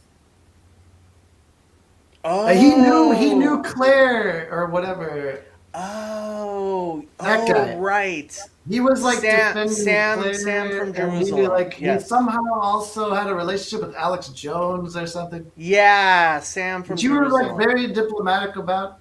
Like you just kind of smile and nod. Yeah, And yeah, then, yeah. Now I yeah, remember which discussion you're saying. Yeah, I okay. I So thought he was my in Israel, but maybe I so I misread. believe Christianity is God's way of spreading Jewish ideas uh, using faulty means. And so I believe This is like eventually, common grace for Abraham Kuyper. what? Well, so in neo Calvinism, there's this whole notion of common grace, where God blesses people even without explicit faith in order to advance his larger purposes. So it would be maybe analogous to that. Maybe it's not. It's obviously not a doctrine of common grace. Kind of. I see the analogy. I don't like it. Um, Yeah. okay. So, and I started thinking, oh wow, like Mormons are the perfect vehicle for God to show Christians why they're wrong. And I still believe that. Oh yeah. And I share a lot of that sentiment actually, because in the so before I was at this Presbyterian church that I got excommunicated from, I grew up as an evangelical. okay. And I feel that a lot of mainstream North American evangelical epistemology, which is always implicit, by the way, because they have no self-conscious theory of knowledge at all, right? Yeah. But it's generally identical to what you could call a Mormon epistemology. Yeah, bad Mormonism. Yeah. Yeah. And so So like in that sense, I think yeah, there is a explicit philosophical critique that you can make in drawing. So in other words, there's an element of hypocrisy of a certain kind of Christian thought that claims that Mormonism is patently absurd, even as they maintain an indistinguishable theory of knowledge. yeah. But Oh, maybe yeah. that's not where you were going with it, though. It kind of is. There are similar things. I think all of Christianity has to unravel, and I think that um, that the LDS is where it's going to start unraveling most obviously, in Even though order to there's a reveal the lot. truth. Well, there's a lot of secular academics, and indeed perhaps Latter day Saints themselves, who would regard Mormonism as within the fold of Christianity. But that's not in any way I do problematic. too. So that's not problematic for what you're saying. So you No, think it's going to destroy Christianity from the inside somehow? I think it's going to reveal the truth that is within Christianity, which is Judaism. Okay. And how do Okay, you so envision this happening? precisely how Maimonides mentions in Laws of Kings and Wars, chapter 11, This is usually put extremely in. specific. This is Yes, shockingly specific. uh, I can pull it up if you would like. Oh, please, please. I'm intrigued now. Okay. Uh, Laws of Kings and Wars 11. Wow, look, it's right there. It's almost like I've been there before. Yeah, I'm surprised you don't have that tab open already. I do not have the tab open always. So this is variously numbered as different things because it was censored for so many years, but now it's been uncensored. And so here it is 11:4. If a king will arise from the house of David who diligently contemplates the Torah and observes its mitzvot as prescribed by the written law and the oral law, as David, his ancestor, will compel all of Israel to walk in the way of the Torah and rectify the breaches in its observance and fights the wars of God, we may with assurance consider him Mashiach. If he succeeds in the above, builds the temple in its place, and gathers the dispersed of Israel, he is definitely the Mashiach. He will then improve the entire world, motivating all the nations to serve God together, as Zephaniah 3:9 states. I will transform the peoples to a purer language, that they all will call upon the name of God and serve him with one purpose. If he did not succeed to this degree or was killed, he surely is not the Redeemer promised by the Torah. Rather, he should be considered as all the other proper and complete kings of the Davidic dynasty who died. God caused him to arise only to test the many, as Daniel 11:35 states. And some of the wise men will stumble to try them, to refine and to clarify until the appointed time, because the set time is in the future. And this is the part that was censored. I don't necessarily agree to everything he says, because I think he believes that what Christians told him is true. Jesus of Nazareth, who aspired to be the Messiah, Mashiach, and was executed by the court, was also alluded to in Daniel's prophecies, as Ibid 11:14 states. The vulgar among your people shall exalt themselves in an attempt to fulfill the vision, but they shall stumble. Can there be a greater stumbling block than Christianity? All the prophets spoke of Mashiach as the Redeemer of Israel and the Savior who would gather their dispersed and strengthen their observance of the mitzvot. In contrast, Christianity caused the Jews to be slain by the sword, their remnant to be scattered and humbled, the Torah to be altered, and the majority of the world to err. I'm going to mute you because it's your, I'll unmute you when I'm done. Sorry about that. Where was I? The Torah to be altered, and the majority of the world to err and serve a God other than the Lord. Nevertheless, the intent of the Creator of the world is not within the power of man to comprehend, for his ways are not our ways, nor are his thoughts our thoughts. Ultimately, all the deeds of Jesus of Nazareth and that Ishmaelite, he means Muhammad, who arose after him, will only serve to prepare the way for Mashiach's coming and the improvement of the entire world, motivating the nations to serve God together, as Zephaniah 3:9 states. I will transform the peoples to a purer language, that they all will call upon the name of God and serve him with one purpose. How will this come about? The entire world has already become filled with the mention of Mashiach, Torah, and mitzvot. These matters have been spread to the furthermost islands. This is before the discovery of the New World, by the way.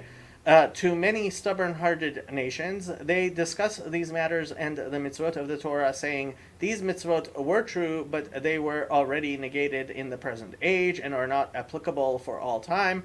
Others say implied in the mitzvot are hidden concepts that cannot be understood simply. The Mashiach has already come and revealed those hidden truths. When the true Messianic King will arise and prove successful, his possession become exalted and uplifted, they will all return and realize that their ancestors endowed them with a false heritage, and their prophets and ancestors caused them to err.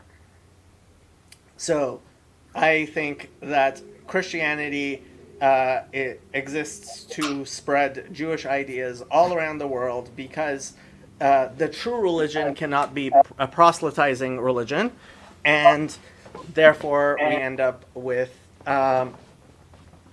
Christianity spreading Jewish ideas all around the world so that it is prepared for the Messiah when he actually comes. Yeah, what's interesting about that is that notion of the true religion not proselytizing religion. There is a tradition of that within Christian thought, at least as I read it in my What do other you call the videos. Great Commission? Kierkegaard. So in Kierkegaard, following Socrates, he adopted a meutic principle, this idea that the religious has to be communicated indirectly. And I'm wondering if, and I know that that's not what you're saying, and obviously it's not wrapped up in that kind of Socratic tradition and the idiosyncratic crazy thing that like Kierkegaard was trying to do with his pseudonyms and everything else. But do you resonate at all with that idea of Judaism communicating itself indirectly, say even by way of apostate religions, for example, would be pretty indirect? Does that Well, I resonate at mean, all with you there in terms is of what you're seeing, or is it there something different? there is the idea that like Israel is a light unto the nations, and people can turn towards Judaism if they wish. If we are, in fact, enacting Judaism correctly, people will see its greatness and all that. But ultimately, the the messianic era is that time when that new covenant, right, that Jeremiah 31:31 talks about to comes true.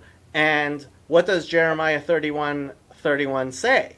It says, let's pull up Jeremiah 31. Jeremiah 31.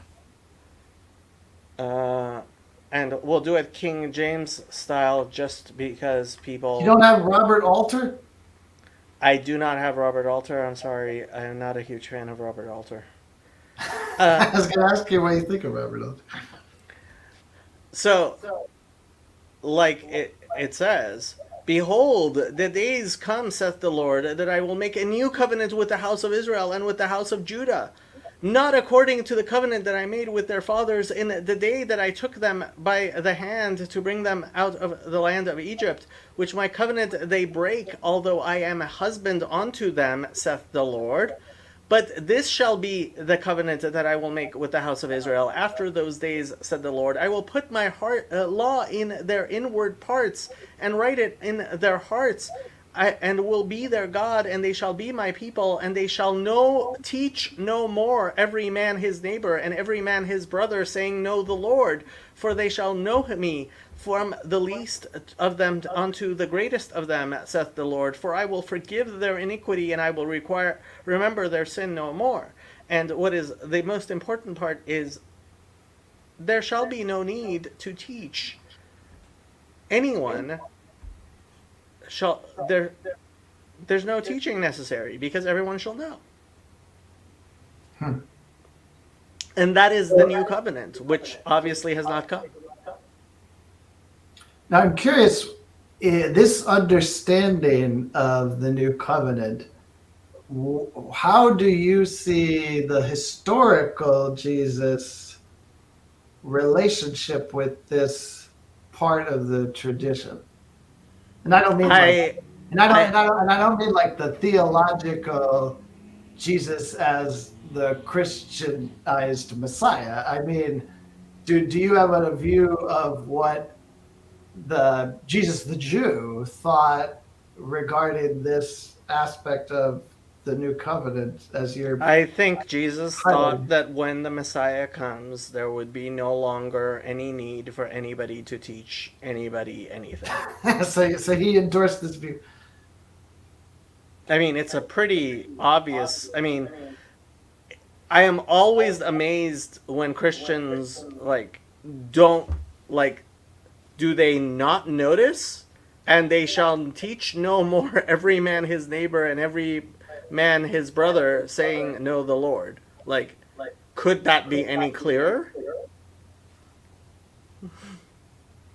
So you see in light of that other passage you were reading, you see these apostate faiths that are in some way piggybacking on the Hebraic tradition as the sovereign vehicle of God to bring about, or at least maybe prepare for the new covenant.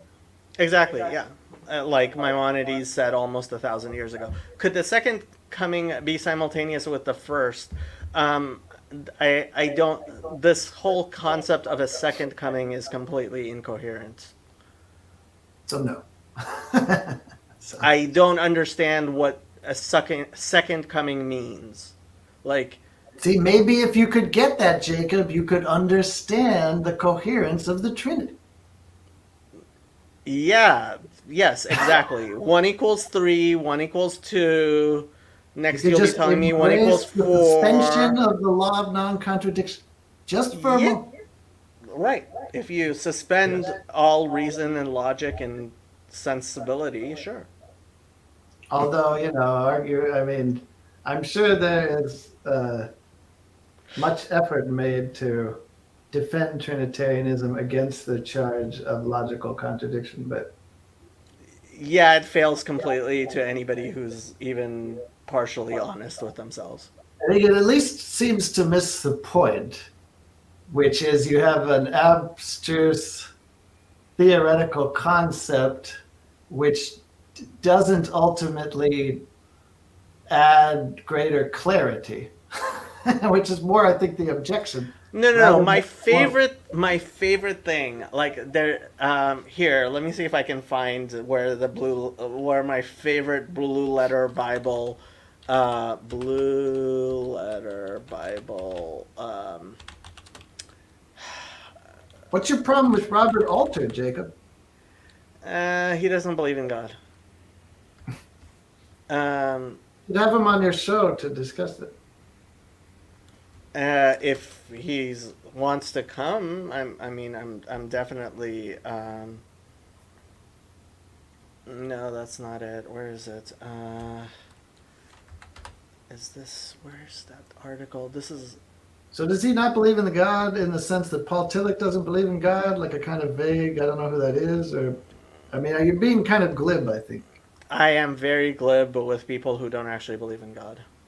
So this is my favorite article in the entire world ever. I love this article completely without any reservation. It's the best article ever written by anybody because it's part of the Blue Letter Bible frequently asked questions. And what he says is um,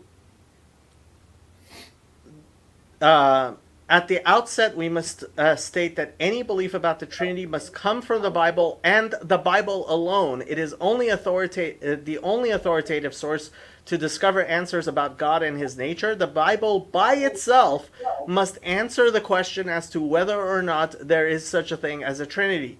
Tradition or the pronouncement of some church authority does not make the doctrine true. Okay?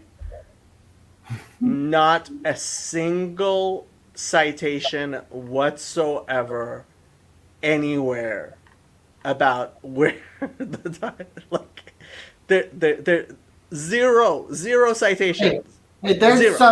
there's something in the box. There's a gray box in the Corinthians in there. Would you like to read it? I'm not touching this stuff. For what has known, for who has known the mind of the Lord, that he will instruct him? But we have the mind of Christ. 1 Corinthians 2:16. That is the only verse Well, there you in go, this Jacob. entire article. There you go, Jacob. There you go, Trinity.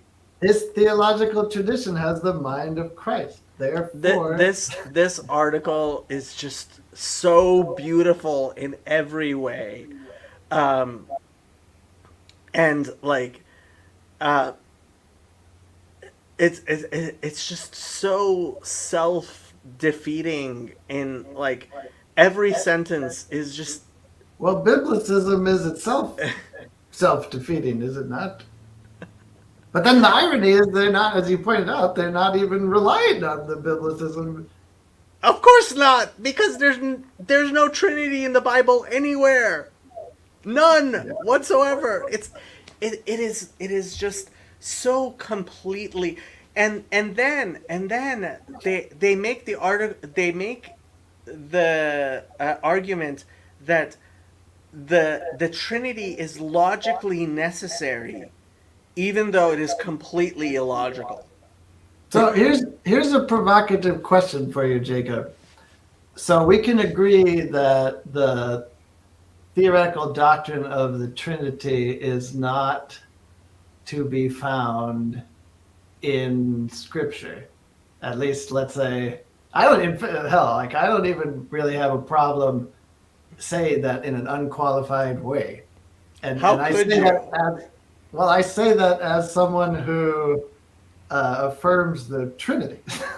God So, have mercy on your soul. Okay. thank you. Why Thank would you. you do such a thing? But here's a provocative question for you. So we can agree that the Trinity is not taught in Scripture. Do you think that there is any theoontology taught in Scripture? Of course, tons. I mean, well, then how would you characterize it theoretically? And that's what I mean by a theoontology. I mean a theoretical construal of the nature of God's being. And that's not meant to be a gotcha question. I'm No, obviously just not at all. trying to the conversation because I think it's an interest, and I do not even advance that question in defense of the Trinity. I just think it's an interesting question. um, I let me make sure I have the correct verse.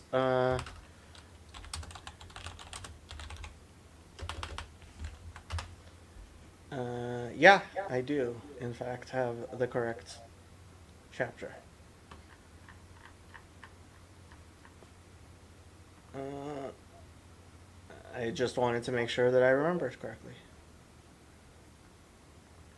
Thus saith the Lord to his Messiah, to Cyrus, whose right hand I have holden, to subdue nations before him, and I will loose the loins of kings, to open before him the two-leaved gates, and the gates shall not be shut. I will go before thee, and make the crooked places straight. I will break in pieces the gates of brass, and cut in sunder the bars of iron. And I will give thee the treasures of darkness, and the hidden riches of secret places, that thou mayest know that I, the Lord, which call thee by thy name, am the God of Israel. For Jacob my servant's sake, and Israel mine elect, I have even called thee by thy name. I have surnamed thee, though thou hast not known me. I am the Lord, and there is none else. There is no God beside me. I girded thee, though thou hast not known me, that they may know from the rising of the sun and from the west that there is none beside me. I am the Lord, and there is none else. I form the light and create darkness. I make peace and create evil. I, the Lord, do all these things. Drop down, ye heavens, from above, and let the skies pour down righteousness. Let the earth open, and let them bring forth salvation, and let righteousness spring up together. I, the Lord, have created it. Woe unto him that striveth with his Maker. Let the potsherd strive with the herds of the earth. Shall the clay say to him that fashioneth it, what makest thou? Or thy work he hath no hands. Woe unto him that saith unto his father, who what begettest thou? Or to the woman, what hast thou brought forth? Thus saith the Lord, the Holy One of Israel, and his Maker, ask me of things to come concerning my sons, and concerning the work of my hands command ye me. I have made the earth and created man upon it. I, even my hands, have stretched out the heavens, and all their host have I commanded. I have raised him up in righteousness, and I will direct all his ways. He shall build my city, and he shall let go my captives, not for price nor reward, saith the Lord of hosts. Thus saith the Lord, the labor of Egypt and the merchandise of Ethiopia and of the Sabians, men of stature shall come over unto thee, and they shall be thine. They shall come after thee. In chains they shall come over, and they shall fall down unto thee. They shall make supplications unto thee, saying, surely God is in thee, and there is none else, there is no God. Verily thou art a God that hidest thyself, O God of Israel the Saviour. They shall be ashamed and also confounded, all of them. They shall go to confusion together that are makers of idols. But Israel shall be saved in the Lord with an everlasting salvation. Ye shall not be ashamed nor confounded, world without end. For thus saith the Lord that created the heavens, God himself that formed the earth and made it. He hath established it, he created it not in vain. He formed it to be inhabited. I am the Lord, and there is none else. I have not spoken in secret in a dark place of the earth. I said not unto the seed of Jacob, Seek me ye me in vain. I, the Lord, speak righteousness. I declare things that are right. Assemble yourselves and come, draw near together, ye that are escaped of the nations. They have no knowledge that set up the wood of their graven image, and pray unto a God that cannot save. Tell ye and bring them near, yea, let them take counsel together. Who hath declared this from ancient time? Who hath told it from that time? Have not I the Lord, and there is no God else beside me, a just God and a Savior? There is none beside me. Look unto me, and be ye saved, all the ends of the earth. For I am God, and there is none else. I have sworn by myself, the word is gone out of my mouth in righteousness, and shall not return, that unto me every knee shall bow, every tongue shall swear. Surely shall one say, in the Lord have I righteousness and strength. Even to him shall men come, and all that are incensed against him shall be ashamed. In the Lord shall all the seed of Israel be justified, and shall glory. What was unclear about that? Okay, so I'm wondering, as you read verse 15, does that not cut against the notion of a revealed theoontology? Verse 15. And I'm not trying to proof text. I'm just Verily, thou art a God that hidest thyself, O God of Israel, the Savior. No. So the idea of Hester Panim, that God does in fact hide himself, but he also reveals himself. So this is the concept of the garments of God, right? So God has a garment, and just as when I see your clothing, they hide something about you, but they also reveal something about you. In a similar way, the garments of God hide something about him because it is impossible to look at him and live, yet they reveal something about him. And that is, in fact, what the Torah is a garment of God. It hides something about him, but it also reveals something about him. And so God does in fact hide himself in the world that he has made, but the world that he has made reveals him as well. Well, I wonder if all the attributes of God work in that way. Yes, which is why we call all the attributes of God garments. In fact, God's name itself is a garment. Well, this is very much in keeping with my own, admittedly Christian, but nevertheless understanding of Hebraic theism, that the attributes of God are all, in fact, created by God for the purpose of his self-disclosure. Right. But that's exactly why I would want to say that there is no revealed theoontology, which is not saying that God does not reveal himself, but he does not reveal himself in and of himself such that we can penetrate to the very nature of God, which is, I would submit to you, what an abstract theoontology is attempting to do. So this is why I write G-D, and we refer to God as the ineffable. It is a self-referential, right? There's a reason why the Tetragrammaton is the ineffable name of God, because the name of God is to understand that he is ineffable. Well, it sounds like you're agreeing then that no theoontology is possible. No or at But least, well, you the said, well, recognition that God is beyond, right? That is what that is the tetragrammaton. That is why I have this, in fact, it's lovely as the background. background, Yes. right? The tetragrammaton, which is impossible to say, right, is in fact a reference to this, which is a revelation of the hiddenness of God. So, Jacob, do you see in that something similar to the theme discussed before of this indirect communication? So even God, in communicating His own nature and person, is engaging in a kind of indirect communication. It's So, how much more should we, perhaps, in speaking of the faith?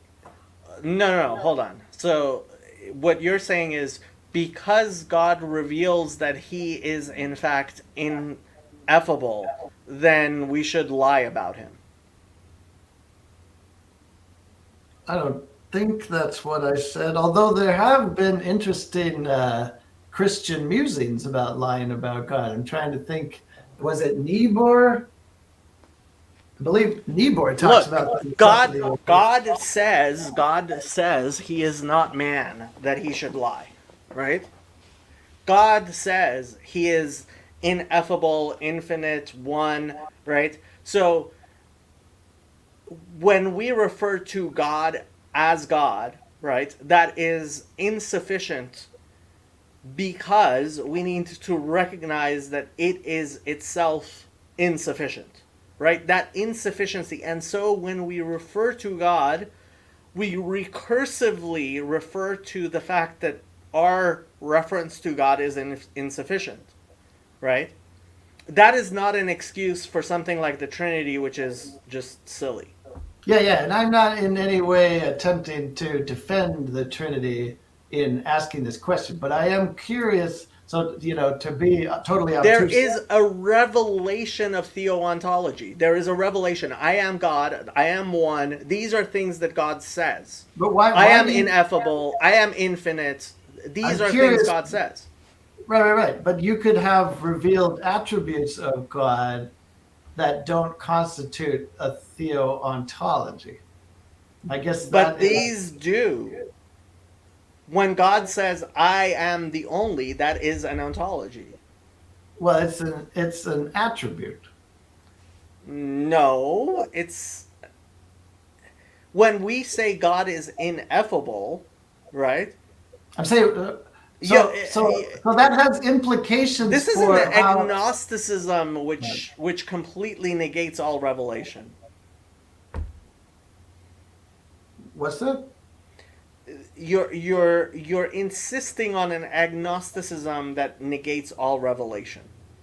Oh, I don't think that's true. I think what I would want to say is that the Hebrew God is a person, not an abstract principle. I would not say God is a person at all. Certainly not as how Christians define the word person. Well, and again, I mean, in So that case, okay, let's look at the temple, right?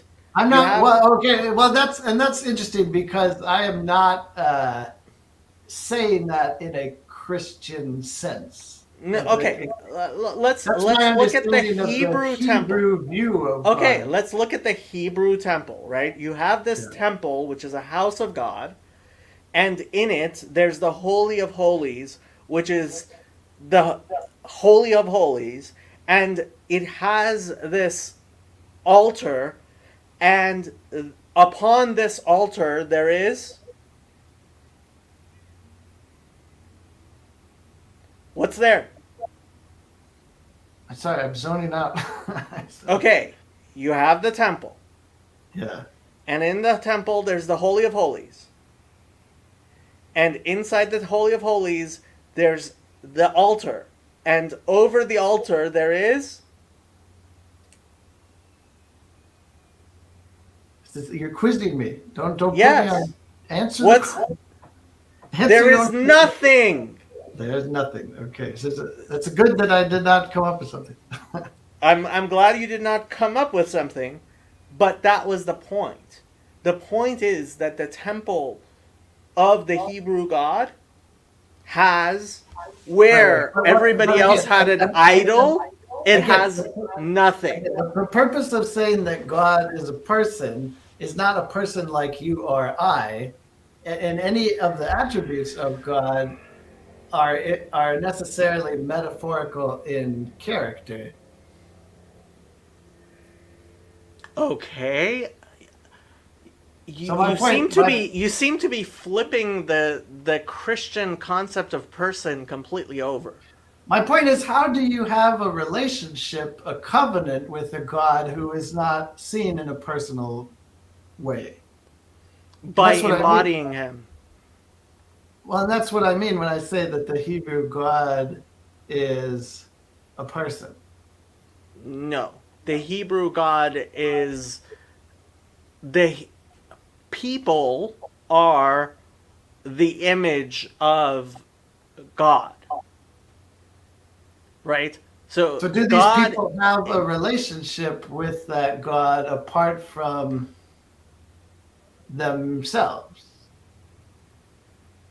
Which is a weird yes, question. everybody else. That's why, like Jesus says in Mark I 12, guess what I'm right? trying to say. I guess what I'm trying to say is, how do you, Jacob, in this line of reasoning, escape the charge that you lay at the feet of somebody like Robert Alter that this is not a kind of functional atheism? Because could not, and I'm not saying that that's where you're advocating, but could not a critic say that, well, religion could be reducible to a socio-cultural phenomenon because the relationship with God only exists in the context of the community and the interpersonal relationships with the people who are the image bearers. No, because it's first of all because God is the entirety of everything and more, right?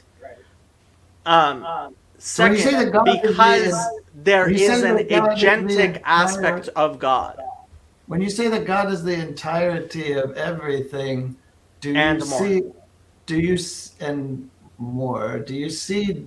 Okay, so what do you mean by everything then? So you don't mean everything that is real. And more. So what is the more? The more is God is beyond everything that is and that has ever been, that ever will be. And so one of the names of God in Hebrew is Hamakom, which is the location, because the entirety of creation is located within God. Oh, that's interesting. Where is that? And Where's I don't mean what? to put you on the spot, but where does that come from? The tradition, that name, that particular name. When you read in the Hebrew, the word makom, right, is Like, is there a readily at hand context that we could look? That's really an interesting idea to me. This notion of God as location.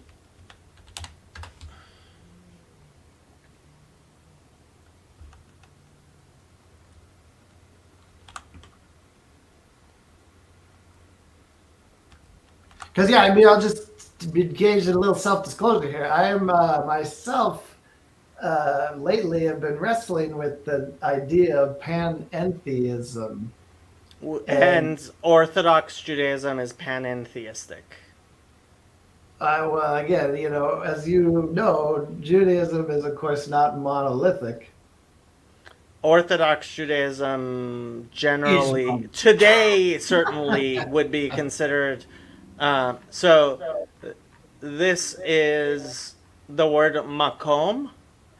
Um, it is Strong's root 4,725. It shows up in the Bible 401 times. And it is Um, How many times is it used as a proper name for God? Generally, we would say that anytime you are talking, you use the word makom, it is in a sense referring to God.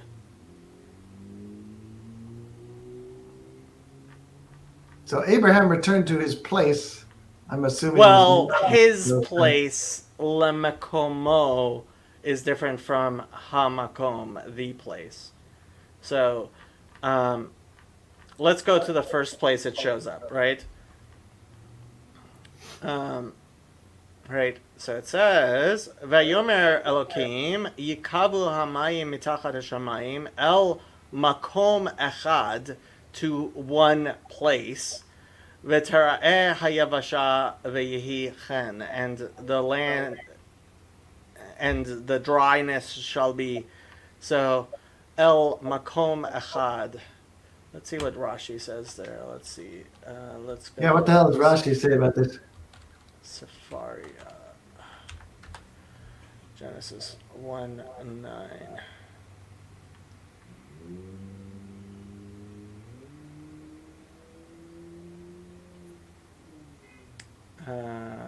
That's not helpful. Let me see who would be a good. Yikavu Hamay El Makom Echad Perik Hamshit. Amru Kishiyatsa Hadibur Mipi Hagvura Yikavu Hamayim Alu Miktsot Haaretz V'Nasu Gavot V'Hu Mipnei Kasher Huchan Kli Kibul Ba'aretz Gavot Hamayim and I said Amek. Not exactly what I was hoping for. Let me see. Who would be? Let's see if the Ramban. Oh, Gur Aryeh might. No, that's not saying it either. Let's see if there's a Ramban on this. No, that's a super comment. Orachaim might do it. Yeah, I don't even know if anybody's watching this at this point. But there are I don't five know if people I should. I watching. don't know if I should ramble while you're scrolling, so that this is not, You you can know, ramble all you'll some like. sin against basic entertainment principles or something. You know, we should probably do this when. Yeah, I'd be interested. Yeah, I mean, like, when you have more time and it's not super late and you haven't been And talking about. Yosef, yeah, and it is kind of late, and I'd I be have curious to revisit assignments this issue due though, in an hour. because I will tell you that there's a kind of pluralism that I see as pseudo pluralism, or maybe even anti pluralism, that seeks to tolerate different views, theological views, let's say, by relativizing theology, which I agree is necessary and should be done. But then it posits a singular universal referent for faith that all religious traditions necessarily share. And in my mind, if you reject genuine diversity at the level of existential religious commitment, then you are denying pluralism because there are no diversity of views. And as I read the landscape, I think that panentheism, whatever its merits otherwise, is often a chosen device to effect this pseudo pluralistic move in religious philosophy. And so I have great. Panentheism, I would say, is a necessary. Um, would you call it a corollary? A necessary um, result of monotheism. If you truly believe that there is one creator then you must believe that everything that is created was created by the Creator. And therefore, everything must have within it the will of the Creator for it to have been created. Sure, but that's different from saying that it has within it divinity itself. Maybe. How is that Maybe. different? How is Well, that it different? depends how you define divinity, I think. And I'm not Uh, saying, give me your well, definition of divinity, Jacob. As we it were just saying, it's getting late. it is getting but, late, but what I will say is but please, give that me your definition of that divinity. well, No, you don't have in to. in order for all things to be created by the same creator, right? Then they Well, they would have a must, necessary relationship to God, yeah. one of radical dependence, certainly. But do they share in and again, I mean, this is where it does get into the nature of God. Does it share in God's being? Does the creation necessarily share in God's being? That's Okay, so this is where you a start way getting to pose the into question. essentials and whatever, right? Essences, emanations, energies, right? And we can talk about Seder Hishtalshalut, right? How the like things go for all the way from what is purely God down to what is the furthest away from God, which is the human heart, right? And we can talk about all the gradations. In fact, like I spent the weekend translating and I am going to go 10 minutes max, but the like I translated and it's 13 pages long. And it's not a real translation because I just like translated words and it's like there's no way anybody who doesn't actually know these words could understand them. Um, a an explanation by a somewhat prominent rabbi that of like animal souls, right? And like I guess I could pull this up. Let me pull this up. You only got 10 minutes. You've already used like at least one and a half. I'm just kidding. I got all night, so you know what I mean. I don't because I have an assignment that's due at Is there midnight. like an amusement park behind you or something? There's like Yeah. some iridescent spinning Yes. Yes, there something. is a Ferris wheel behind me. Yes. There is in Um, fact a Ferris wheel behind me. So okay. this is the letter which I translated where he talks about Now, why did you do this, Jacob? um because Chad put his dog to sleep And are and you I being modest about your translation? I suspect. no, I mean this is why I pulled it up. Go ahead and try reading like So you did this out of any love part of for this. Chad and concern for he and his wife as they're grieving the Well, I did it because I didn't have anything better to do. whatever. I think you're a Like, profoundly loving, compassionate, empathetic individual. That's what I think. well, that's really nice of you to say, but like, can you read And any you of have this? nothing Do you understand like this paragraph? Which, where? Point me somewhere. Regarding Sanhedrin Oh, 65b. Rava created a man. Look at what Rabbi Mordecai, yeah, I'm not going to be able to say that, wrote on the Midrash Rabbah on the verse, and the spirits which he created in Karen and his commentary on the Jerusalem Talmud, chapter 7 of the Sanhedrin mentioned, and we will talk more about this further, hopefully. I mean, yeah, it's not the most elegant sentence, but it's not like devoid of meaning. Well, so what is the part that you want to get at with the animal souls? I mean, So it's very like, impressive for something done for the sake of Chad well, I didn't think he when would the actually death of his understand it, dog. but I didn't know what In else that to do. sense, it's a heroic effort for the ages, I would say. Well, I might actually turn this into a book. So the truth comes out. The truth comes out. Yes, I did it for the thing. Um, Jacob, if you can remember our conversation last week on God is love, we were talking about the proclivity of God to create. Why does God create?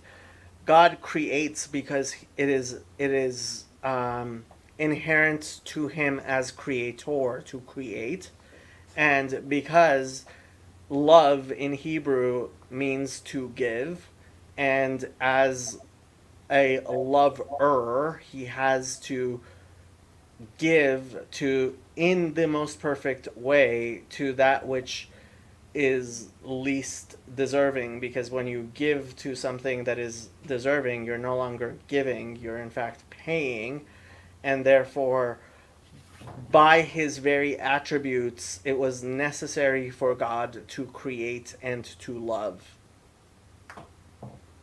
How much Philo have you read, Jacob? Zero. Okay, yeah, I have.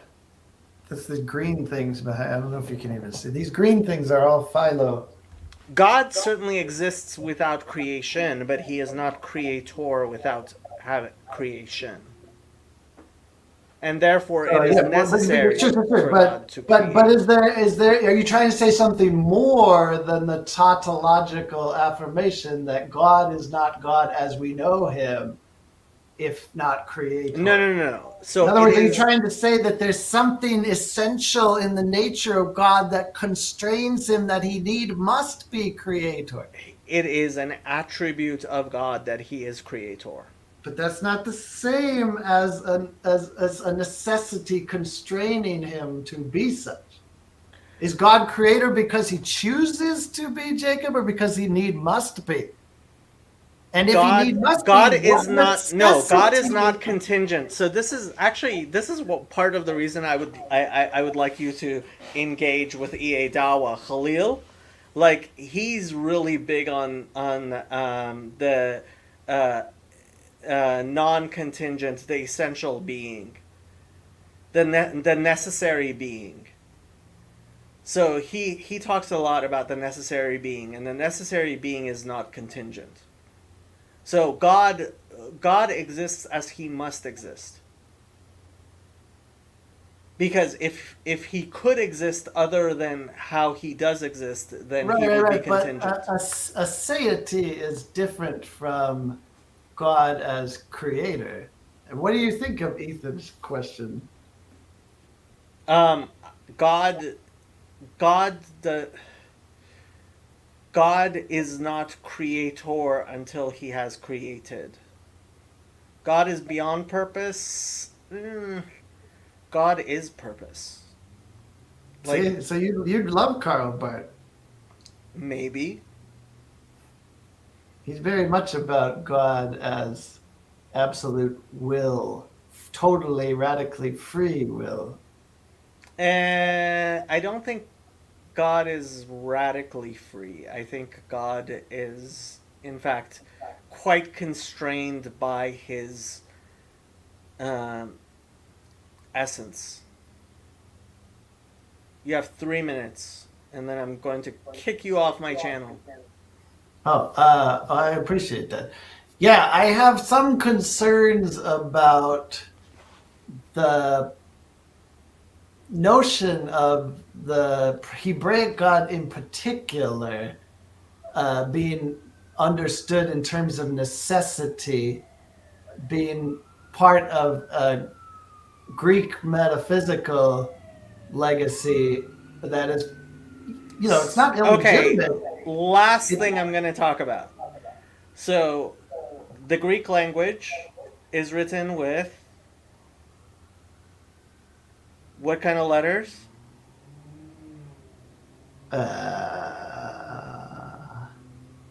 It's not a very So Greek letters come from the Phoenician alphabet or the Okay, Proto-Hebraic. they're not. I mean, I'm not. God I, definitely has constraints, yes, it's but not my specialization. But are they so self-imposed constraints, Jacob? So that's the root yes, of the.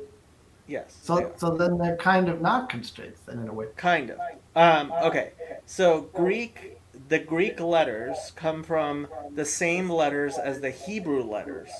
Therefore, all Greek writing has must share common original writings with Hebrew writing. Therefore, it, when you ask what does Athens have to do with Jerusalem, my Which answer I did, is, by the way. but Athanasius did. My Fair enough. answer very much is far more than it does with Shanghai and Memphis. And I don't mean Memphis, Tennessee, because the writing was derives from the same writing. Therefore, um, But isn't that like the grammatical linguistic equivalent of the Black Israelites, though? no,